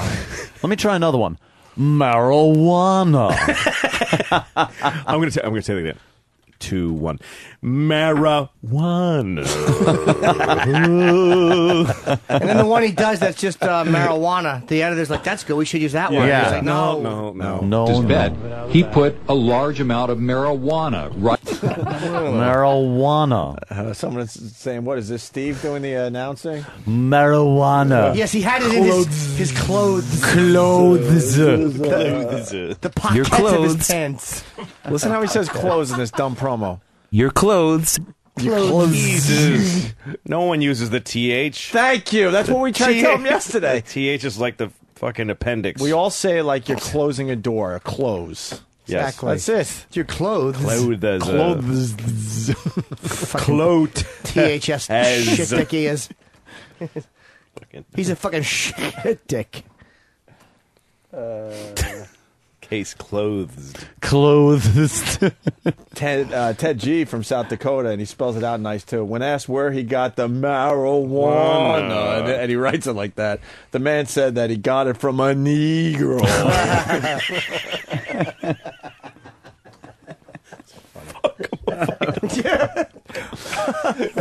Pardon my French. I'm gonna make his mother wish she never had him. She never had him. Terrible delivery. Awful. How did your wife get home? We're going to try to get past the marijuana line here. Place his bet, he put a large amount of marijuana right out on the table. For a moment, the dealer and other gamblers can't believe it. Then Couldn't the man believe it. decides. What are you? Are you in the present tense now? What the fuck Wait a is... minute, go back, because was he in the present For a tense moment. Yeah. The dealer and other gamblers can't believe it. Then the man decides he's bet too much pot. So he takes the bag away and simply spreads... So he smokes his bet. I think he was actually trying to go for a joke, but he didn't understand how He's to do watching a video. So he goes, for a moment, they can't believe it. Right. Like he's narrating a video. Right. Yeah, I'm looking for it. I just can't find it. Bet Closed too much, but he circuit. hit pot. Clothed He circuit said you bet television. too much pot, which I think makes him think The pot joke. Yeah, but the way it would have been like you put too much in the pot. In the pot. But he said he bet too much pot, which doesn't. It's a train wreck of a joke. Of course but I it think is. he's going for it there. That's the way he says pot. So he takes the bag away and simply spreads out a handful of loose buds. Casino security said they couldn't believe their eyes as it all unfolded on surveillance video. Really? They couldn't believe it? Yeah, they probably, there's a guy trying to bet pot. Let's just go get him. Yeah, I believe. I think kick him out of the casino. Are my eyes working? And all the, I can't Gouging believe your my eyes out. eyes. It's not a UFO. He shoots the guy next to him because he thinks it's. eyes are liars. Right. He's the same never believes it's not butter. I like Jimmy's angle though. They just saw it on the video and went, let's get this nutcase out of the casino. It was so routine for them. What'd he do? Put down pot? Pot? Nah. All right, get him out of what here. a jerk. Get him out of here. It reminds me of the time. It Yeah, reminds me of exactly. a time. Oh, look at his asshole. Look at his asshole. Look what Put he's down doing. pot. All right, go get rid of him. Get him. Let's go get him. Oh, Jimmy, I look, I'm betting weed. There he is. He just put a big bag down. And then he he's goes, like, yeah, oh, I you want know to bet what? that. Wait a minute. Let me change my mind. And there's the dealer. Going I'm saying, I don't think I can do this. He goes, okay, well, let me how about just a few buds? A few buds? Is that Come okay? on. It's worth Come on. something, What's- dude. Come on. How do you not think that's going to be a problem? And look, the people sitting at the table with him, he can believe his eyes. Like, what a dick. He totally believe his Is eyes. that the reporter? Mildly I don't know. amused. No, that's the fat guy. Hawaiian, whoever that's he the is. guy. That's And the the security, guy you think? Okay. Who can't believe his eyes. Gets a chuckle out of it. He killed the person next to him because he thought it might be Bin Laden because he couldn't believe his eyes that it was his partner. What did He they think doubted was- the veracity of his Yes. optic nerve. He gave himself a quick eye test. He was 1600. Fucking asshole. Dan asked from Long Island. I think that the marijuana would go nice with some more. Mo, I don't get it. It's an inside this joke. smoke pretty good. What's It wrong must with be the a weed? crackhead. What's wrong with the marijuana we got? Hydro. Hydro, I want to go. Sansamir, Regs. Cool.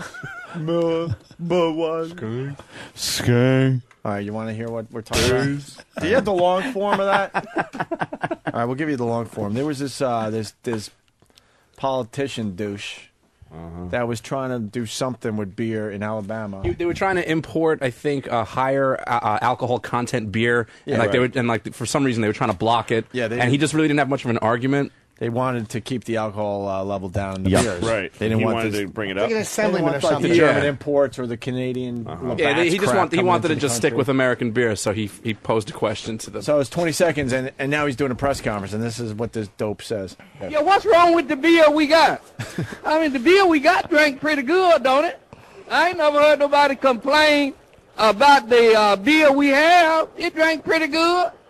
Budweiser. What's the name of some of them other beers? Budweiser and what else? Miller.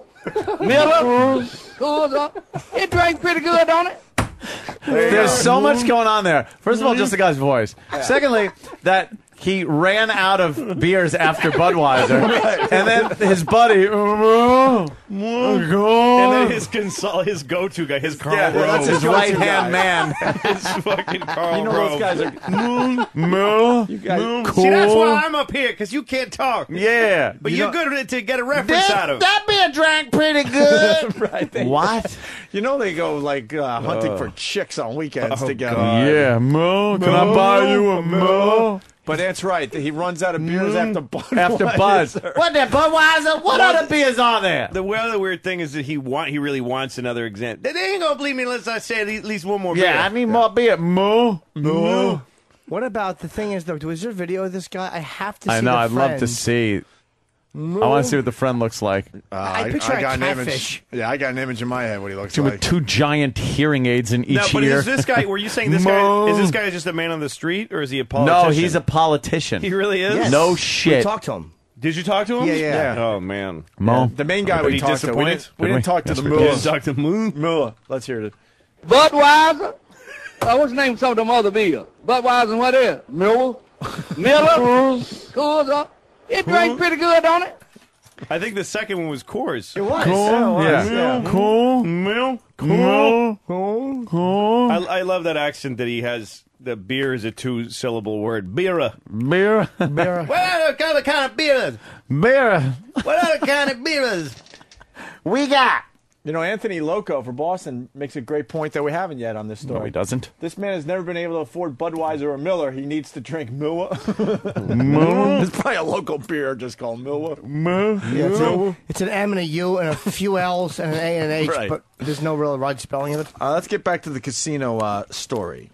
In all the time you've been doing security here, have you ever had anybody bet drugs like that before? Not that I've been here. Been on 2.5 years.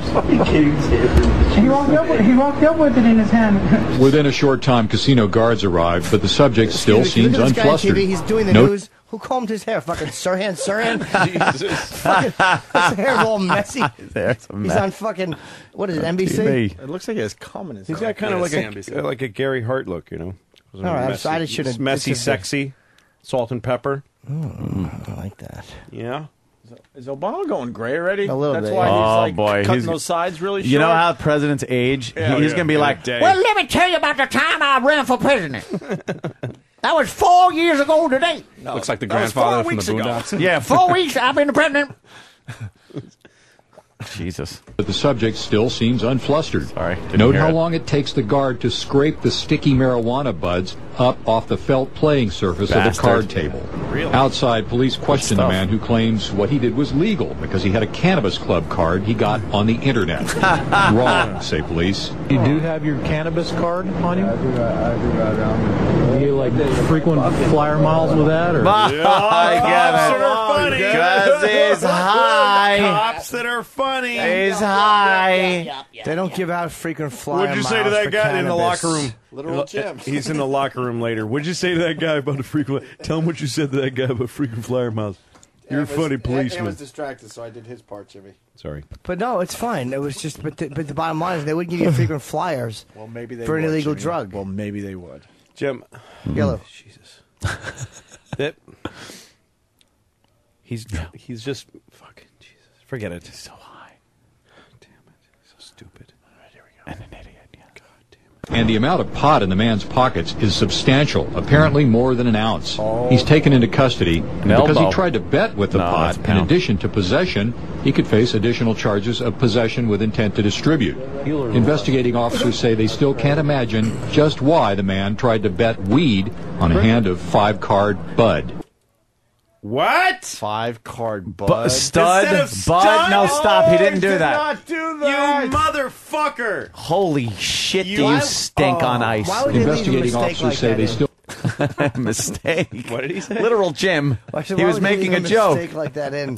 The man said the word wrong. He read the prompter wrong. You don't think that? Yeah, they should have done another Of course they take should have. He said Bud. Oh. instead of stud. Yeah. Investigating officers say they still can't imagine just why the man tried to bet weed on a hand of 5-card Bud. What exactly were you? That doesn't even make sense. No. First of all, Bud. he's playing fucking blackjack. But also, he doesn't know how to do reporter puns. You go on 5-card Bud. Bud. You don't go 5-card Bud. Bud. Bud. Here's the joke. Yeah, you don't don't go do kind 5 of card, here it comes. Bud. Yeah, you go Instead Bud. of that's the instead of delivery. Yes. Yeah, with Yes. a little pause. 5-card Bud. Bud. 5-card Bud. Yeah, what? Is that a joke? What a comic this guy is. That's funny. He's a terribly. What exactly were you thinking at the time? You don't know what I'm talking about?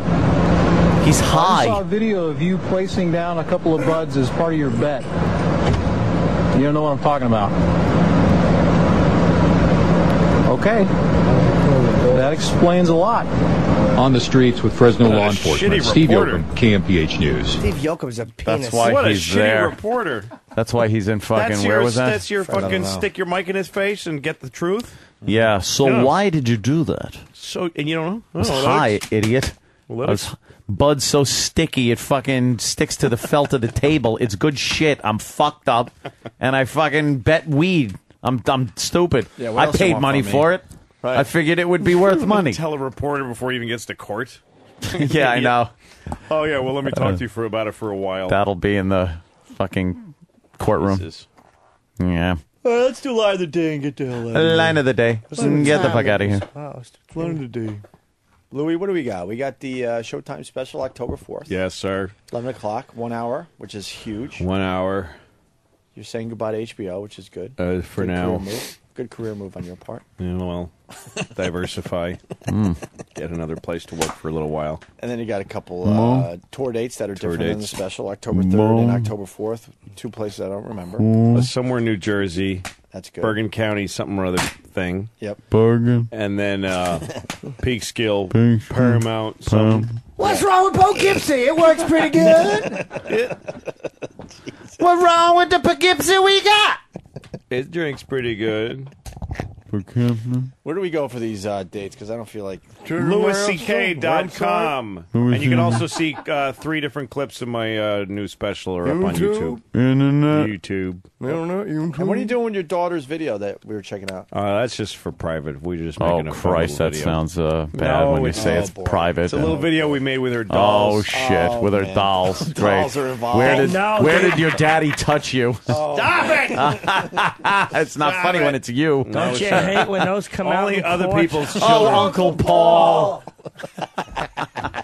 That's my new favorite bit. No, they start to say, show us, and they make up all these lies about things you did. You was trying to teach someone how to play hide the eel in the cave.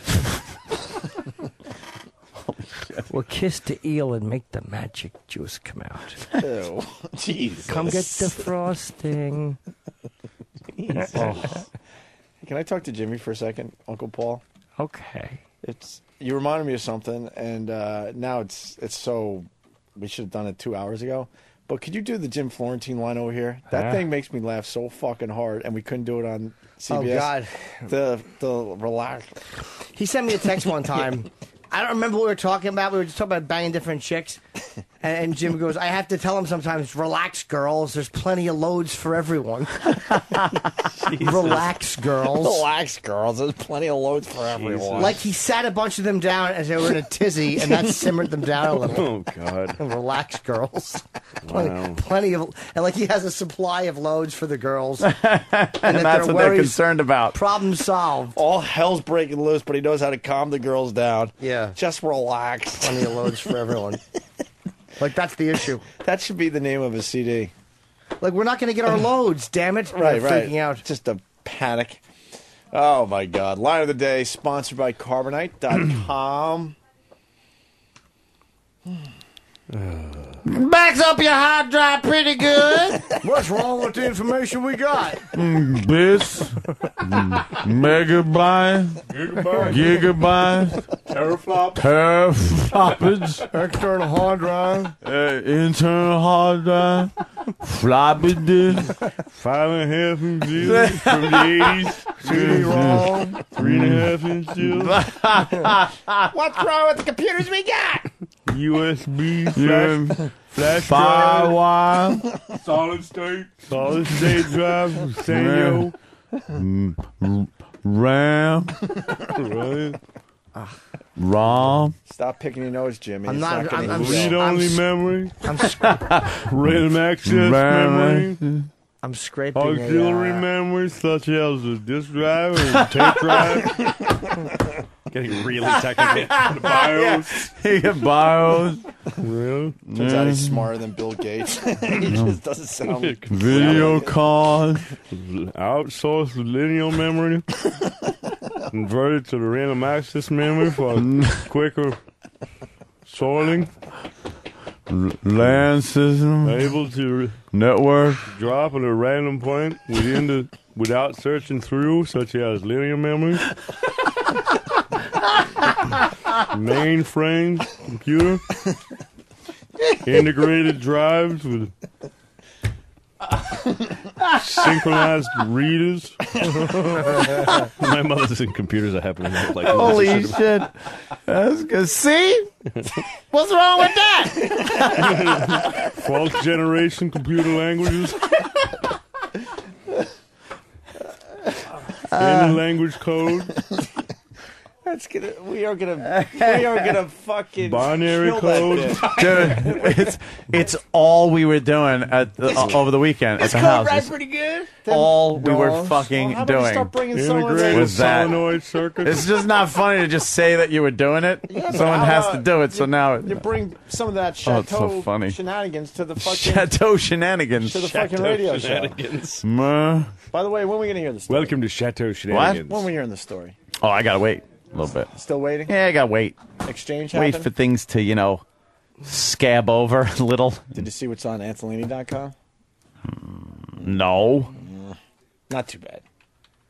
Why would you say that? Because it's all right. It's not anything crazy. Nothing. It's nothing crazy. I should have probably told you off there. They just changed. Yeah. They just changed the song on the front page. Remember, you guys used to have a song. All right. They check. changed. They changed the song. Jesus. I'm sorry. I didn't mean to give you idea. give you a panic attack. I should have said it's not that bad. Okay. I'm sorry. From that seat, maybe. Really? I have no idea. I don't know what it is. All right. Well, hold on a minute. You guys do something. Oh, boy. You want the hold bed? No, I really should have said this off there, and I realized that. I'm trying to be more thoughtful. Well, oops, that was a mistake. I know. Holy fuck. What was it? Let's see. Oh, okay. That's what I'm saying. It's That not makes that sense. bad. I should have told you it's not that bad. No, if it's I did. yeah. All right, I'm just letting you know. Same song. It was in the CD player of my truck. Oh, really? When I got in it. Really? Yeah. I'm sorry. I really am sorry. Yeesh. I'm picking, by the way, a string in my nose. You're rich. Yeah. Right? I don't give a flying What's fuck. wrong with the money he got? Dollar. It's been pretty good. $5 bill. $10 bill. Cars, young girl, Diversified investments. Euros. Yeah. Cougar. Gold bullion coins. Guns. Platinum fuchsias. 20-year-old pussy. And you're looking at me. That was the joke. Bury your own self pretty good. I didn't bury anything. You bury yourself pretty good. Bury my dick, motherfucker. I'll bet you do. What a fucking trooper. All right, let's get back to the line of the day. Fat cock of yours. God, they must clamor for it. Clamor. Yeah, this is a clamor. They must hitting fight fucking for it. pots together. That's a clamor, It's isn't my it? turn to be filled. Either you're trying to scare a bear away, or you're trying to get Anthony's cock into your. I want to be filled to the brim. Oh, shit. How come I can't hurt like you hurt? Oh my God. Can we do line of the day? That dick pretty good. Plastic surgery, vaginal tightening, stitches. Oh, shit. That's going to be... Just start doing it tomorrow. No explanation. God damn. That's how we start the show tomorrow. I'm absolutely crying over here. Oh, fuck, that's funny. Oh, my God. Line of the day is brought to you by, I don't know, something. Carbonite. I know there's an XM code thing in there you got to do. Promo code XM, yeah. Here's a runner-up line of the day. Your friends and family definitely need to call 1-800-INTERVENTION. Screw them. His friends and family. Who do you think he's drinking with? Exactly. Yeah. Can't have an intervention. No. Another runner-up line of the day. Offered to you, and then you forget about it. You can be, where'd you lose the ring? Oh, I mean, funny, ironic. It's very ironic where I lost the ring, Dad. You don't even want to know. There's going to be a promise plink in the toilet. Yeah. Oh my God. Promise plink. What is that? Why are you using an inhaler, Jimmy? Oh. I'm going to miss this place. Because he's not Bill Clinton didn't inhale. God damn it! That would have been great for the the gambling story. The marijuana. Who was he? The president a few years ago? We're never getting out of here. We have to do something after this. Yes. Stinks. We have an appointment. It fucking blows. Here? What? Is that the guy we're doing it with? Sorry. It's good. Here's another runner-up line of the day. Bob Nelson, Rita Rudner, Bob Saget, Yakov Smirnoff, and Teddy Wong. What happened to Teddy Wong? Wow. I had to go back to my home country. Do we have a Ted promo with all the different Teds? I think Derek actually I think might we be had working on one. it. I think he's working on it. I'm Ted the Vavava, and then I'm Ted the Vavava, and then I'm Ted the. I would love that. Where are we at? One more runner-up? Ted wouldn't. Ted. That's fun. I want to hang out with Ted one night. No, I don't. Of course you don't. I hang out with Jimmy. Ted tends to start talking loudly. Yes. You can't do Ted quietly, can you? How does Ted sound like quiet? Everyone's trying to keep your voice down. The baby's sleeping. Oh, Ted. Oh, no, it's Blue. It's Ted. You can talk loud again. What about when Ted? What about when Ted's just doing something? Shit. What about when Ted's doing something normal, like you know, asking for some cigarettes at the CVS or something? Can I bother you for a packet of cigarettes? Wow. I thought maybe he'd be calmer. No, Ted's just Ted wherever he goes. It's the world that changes, not Ted. Here's another runner-up line of the day. He was hoping to be rolling in the dough after rolling marijuana cigarettes. He had a bad river card.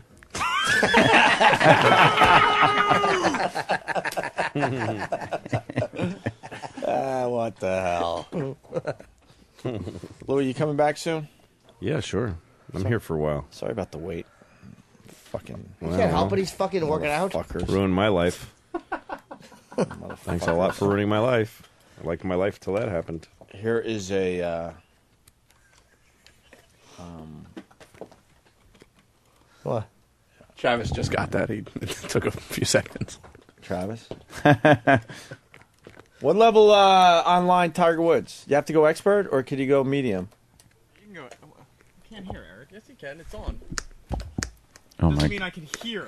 Eric doesn't understand, I guess, that when you put a live mic on, there's no more monitor. It don't matter. Yeah, what the? I'll figure it out. I'm about to go online with my Tiger Woods. Eric don't work good. Moron, incompetent, fat, lazy, stupid, jackass, titties. This string in my nose is driving me nuts. Don't do it, Jimmy. Little Don't do nostril it. tampon in there. It's a fucking. It's still a couple of my stitches. Oh, it is. That's why I'm trying to pull this stitch out. Snitches get stitches. Can we bring E-Rock in so we can make fun of him to his face? Did that with a lot of gusto over there. Yes. Oh my Here comes God. E-Rock to make fun of him to his face. Snitches get stitches. Did you think for a second everybody would laugh at that? No, I knew they weren't gonna. Okay. Come on, tell Jimmy the truth. says it all the time. No, I don't. All the time. I say people who tattle are a lot of times beaten until they require medical care. E-Rock, everyone. Hey, buddy. Like the left one is bigger. Stupid clothes.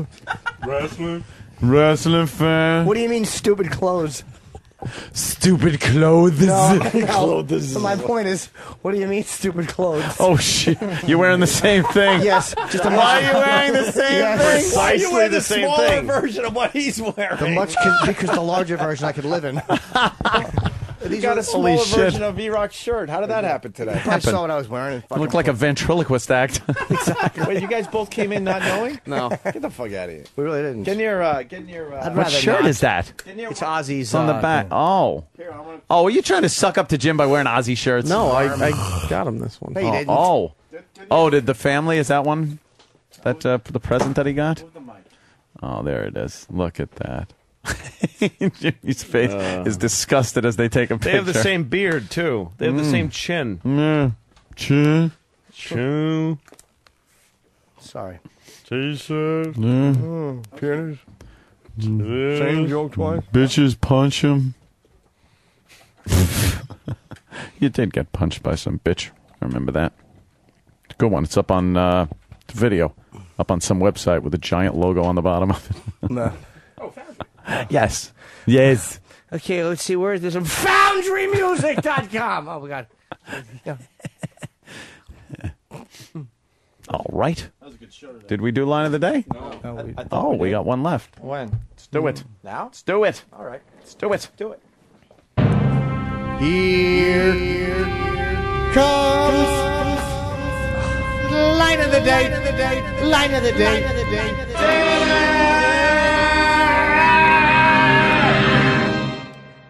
There's another story you told too, where Louis walked in on his Dangerfields, remember that? And fucking Roddy was there, and he goes, "How you doing?" And you're like, "I don't think I get no respect." And Roddy went, Your clothes. Your clothes. Gotta go with marijuana. Hello? All right, let's go home. Louis, thank you. Yes. Thank you, gentlemen. "What's wrong with the ring he got?" Regular phone ring.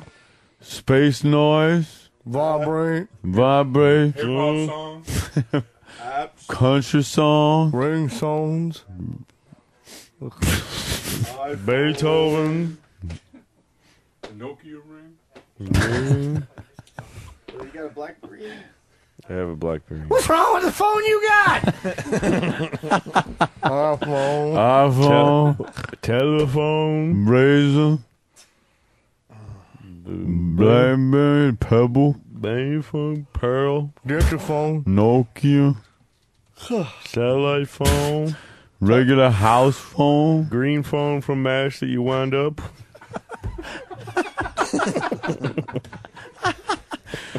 Green acre phone that you climbed the pole for. Nice catch. Tell those people to go home. I got to take a nap. I ain't doing any more work today. Everybody get out. Way down. I'm parked around the block. Son of a Motherfucker. Oh, Well, he's hate gotta that be. one. All right, we got to Why, go. there's no parking out front? I hate No, it's that. raining. I park on the sidewalk. It's raining. All right. Let's get the... Let's make like a tree. make like a tree and get out of here. No. It's leave. What? From Back to the Future, too. Trees don't leave. They don't. It's not a verb that they do. Yes. If Make like a tree and leaf. And that doesn't and make also, sense. Even they wouldn't. Yeah, Make there's like no, a tree first and of all, leaves. Yes, that's either leaves or leaf. Yeah. And also, it's not a thing that trees do. Actually, they do. I guess What, leave? they leaf when it's Yeah, but leafing you don't season. leaf. It says make like a tree and leave, people say. They don't go make like a tree and leaf. I It know. should be make Which- like a tree and grow roots and fuck up a sidewalk and then have people have sex under you and carve their initials in you and be worthless. Make like a tree and bud. Make like a tree and No? How about make like a tree and bomb? We can all do that. I've gotten that one. That was a callback from Yeah, I half hour know. ago. And then it stunk on ice. That wasn't bad. It was sucked a horrendous. fat cock. make Lucky like a it. tree and bud and bud. Bud. I've never Joke seen goes here. so many swinging misses. Oh, I know. Here comes a pun. Swinging bats over here. It doesn't matter, Louis, because this is free time. Five That's right. card. People That's don't true. pay Bud. for this Yep. officially. People can go fucking suck ass We're for supposed this to be good time. only until 11. Does that mean we could even say?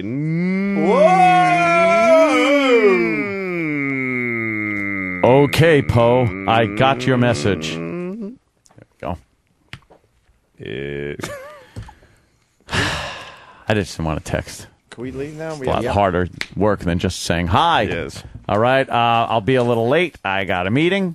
Hi, how are you? Haha, that was funny. LOLs. I'm just responding to everybody. My Oh, it's raining? Damn it. make like a tree and have hippies cry over you. That's Eric Right. Fisher from Virginia. That's the. That's Can we go home now? Please. Yeah. I gotta go to bed. Oh, look at that. Okay. Ah, Danny's got his motorcycle and it's raining out. Yeah, well, it's like my Murphy's Law poster says. I thought it was more like the Alanis Morissette "Isn't It Ironic" song, That stupid which isn't Murphy's Law poster. ironic. I think I had God. one. Look at this dude. It can go wrong. Yes, I think I had Every that dumb time that you poster. drop a piece of buttered toast, it'll land on your mother's fucking hairy, old, fetid cunt. butter side down. That's Murphy's Making Law. it 10 times more delicious. And then Robert Reed's law: one broken condom, and wouldn't you know, an ass full of weight loss. Every time you go. He took a fucking ass. It was like a protein, like weight loss shake, right in the fucking, right in the guts. Chicken broth. Yeah. Poodle. Every time Friends, you go out, Sarcoma. Murphy's Law says every time you bring an umbrella. What's wrong with the age we got? It killed pretty good. Adam, Pneumonia. Every time you bring an umbrella, a baby that died from diarrhea will fall on your fucking head. Dude, we got And it'll sponsors outside. give you a on the lump bleachers. right on the top of your head, and it'll be a real drag. Don't worry, your product is not going to air on this network. No, It'll only be the Squeaky Clean Network. This is the Potty Network. But we are the pieces of shit that you see sitting here. Like, even though we fake That's it right, I'm a guest. I'm on a not part of daily the show. basis. I'm not part of the show. I'm a Over guest. on the other side, we fake being, like, responsible. happy. No, they are. They're not happy. Oh, my God, they're not. Don't worry, we know how to fake this stuff real good. We fake it real good.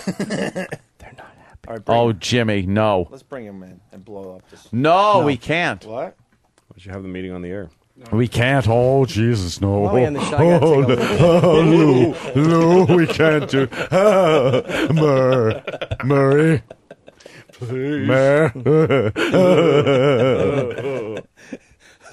My favorite, can I just say my favorite episode of that show? Yeah.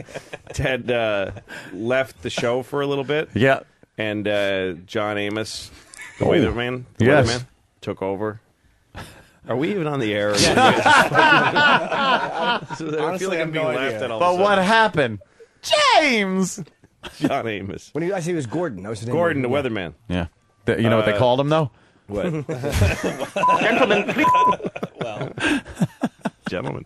Wow. But so then Ted comes to visit the newsroom. Yeah. And Mary says, "Oh, Ted, we get so many letters." What are you making? You're making fun of me. What's going on? I'm listening We're just to you. listening. Sometimes we listen. Oh, no, He's Louis. pointing it at him, and he's Louis bailed out. No, we listen. I wanted to know what Actually, happened. We do listen. though. Actually listening to the story. we really are. No, Fuck you. he's pissed. We can't end like this. Oh, Louis. What's wrong? What happened? Yeah, what happened? Points at The him. So he got He letters. gives a secret look. No, No, when you so I said know something's Ted, going on. Every time he hears the word Ted, he looks at me because I'm waiting. It's the anticipation Oh. of waiting to see what I'm the line's actually going to listening be. to the Now story. you've ruined the bit. Man, By what saying happened Ted. when fucking she Now came, I wanna know. when Ted Knight came back. All right, I'll tell you guys. I don't care if it's not on the air, but I'll put it on the headphones because you're wearing them. It's on the air. That's so he knows that nothing's being played underneath. Right. He's just, It's like he doesn't. no boring love- or any I other don't sound. care. That no, wouldn't bother me. I don't care. I love the fact that he doesn't trust us. No, so he comes back and he says, Mary goes, we get all these letters about that, people saying, where's Ted? When's Ted coming back? And he goes, really? You got a lot of letters? Oh, lots of letters. How many letters, Mary? A lot of letters, Ted. How many? Like 100? 20? A lot of letters. How many? And she just finally takes one envelope out of the fucking puts. That's all we got. And then he sees Gordon, the weatherman, and he goes, oh, Gordon goes, people wave at me all day and go, when's Ted coming back? How many people waved? Really, how many? A lot of people. How many? Like 20 people waved? Nobody waved, Ted. Nobody waved. All right. Jesus. Good synopsis. Yeah, thank you. Now Ted Knight's dead. Yeah. Yeah, good. God rest his soul. Good. Hi, guy. Mary. Ted, it's Millhouse, not Millhorse. It's not Richard Millhorse Nixon. Millhorse. Richard Millhorse Nixon. Millhorse. Now the news. Is that Yeah, shit on oh, yeah, DVD? sure. God, Yeah. So good, that Ted guy. Knight It really shit. was fun. It all started for me in a small 5,000-watt radio station in Fresno, California. Loved him. Ted Knight. Yes. Caddyshack, he was great. Ah, brilliant. Oh, One we go. you'll get nothing like it. Chevy How about Chase Fresco? stole it. Yeah, how about a Fresco? How about a Fresco? Tosses his hair. Want to mow my lawn? Yeah, good. How'd you like to mow my lawn? And then come by the yacht club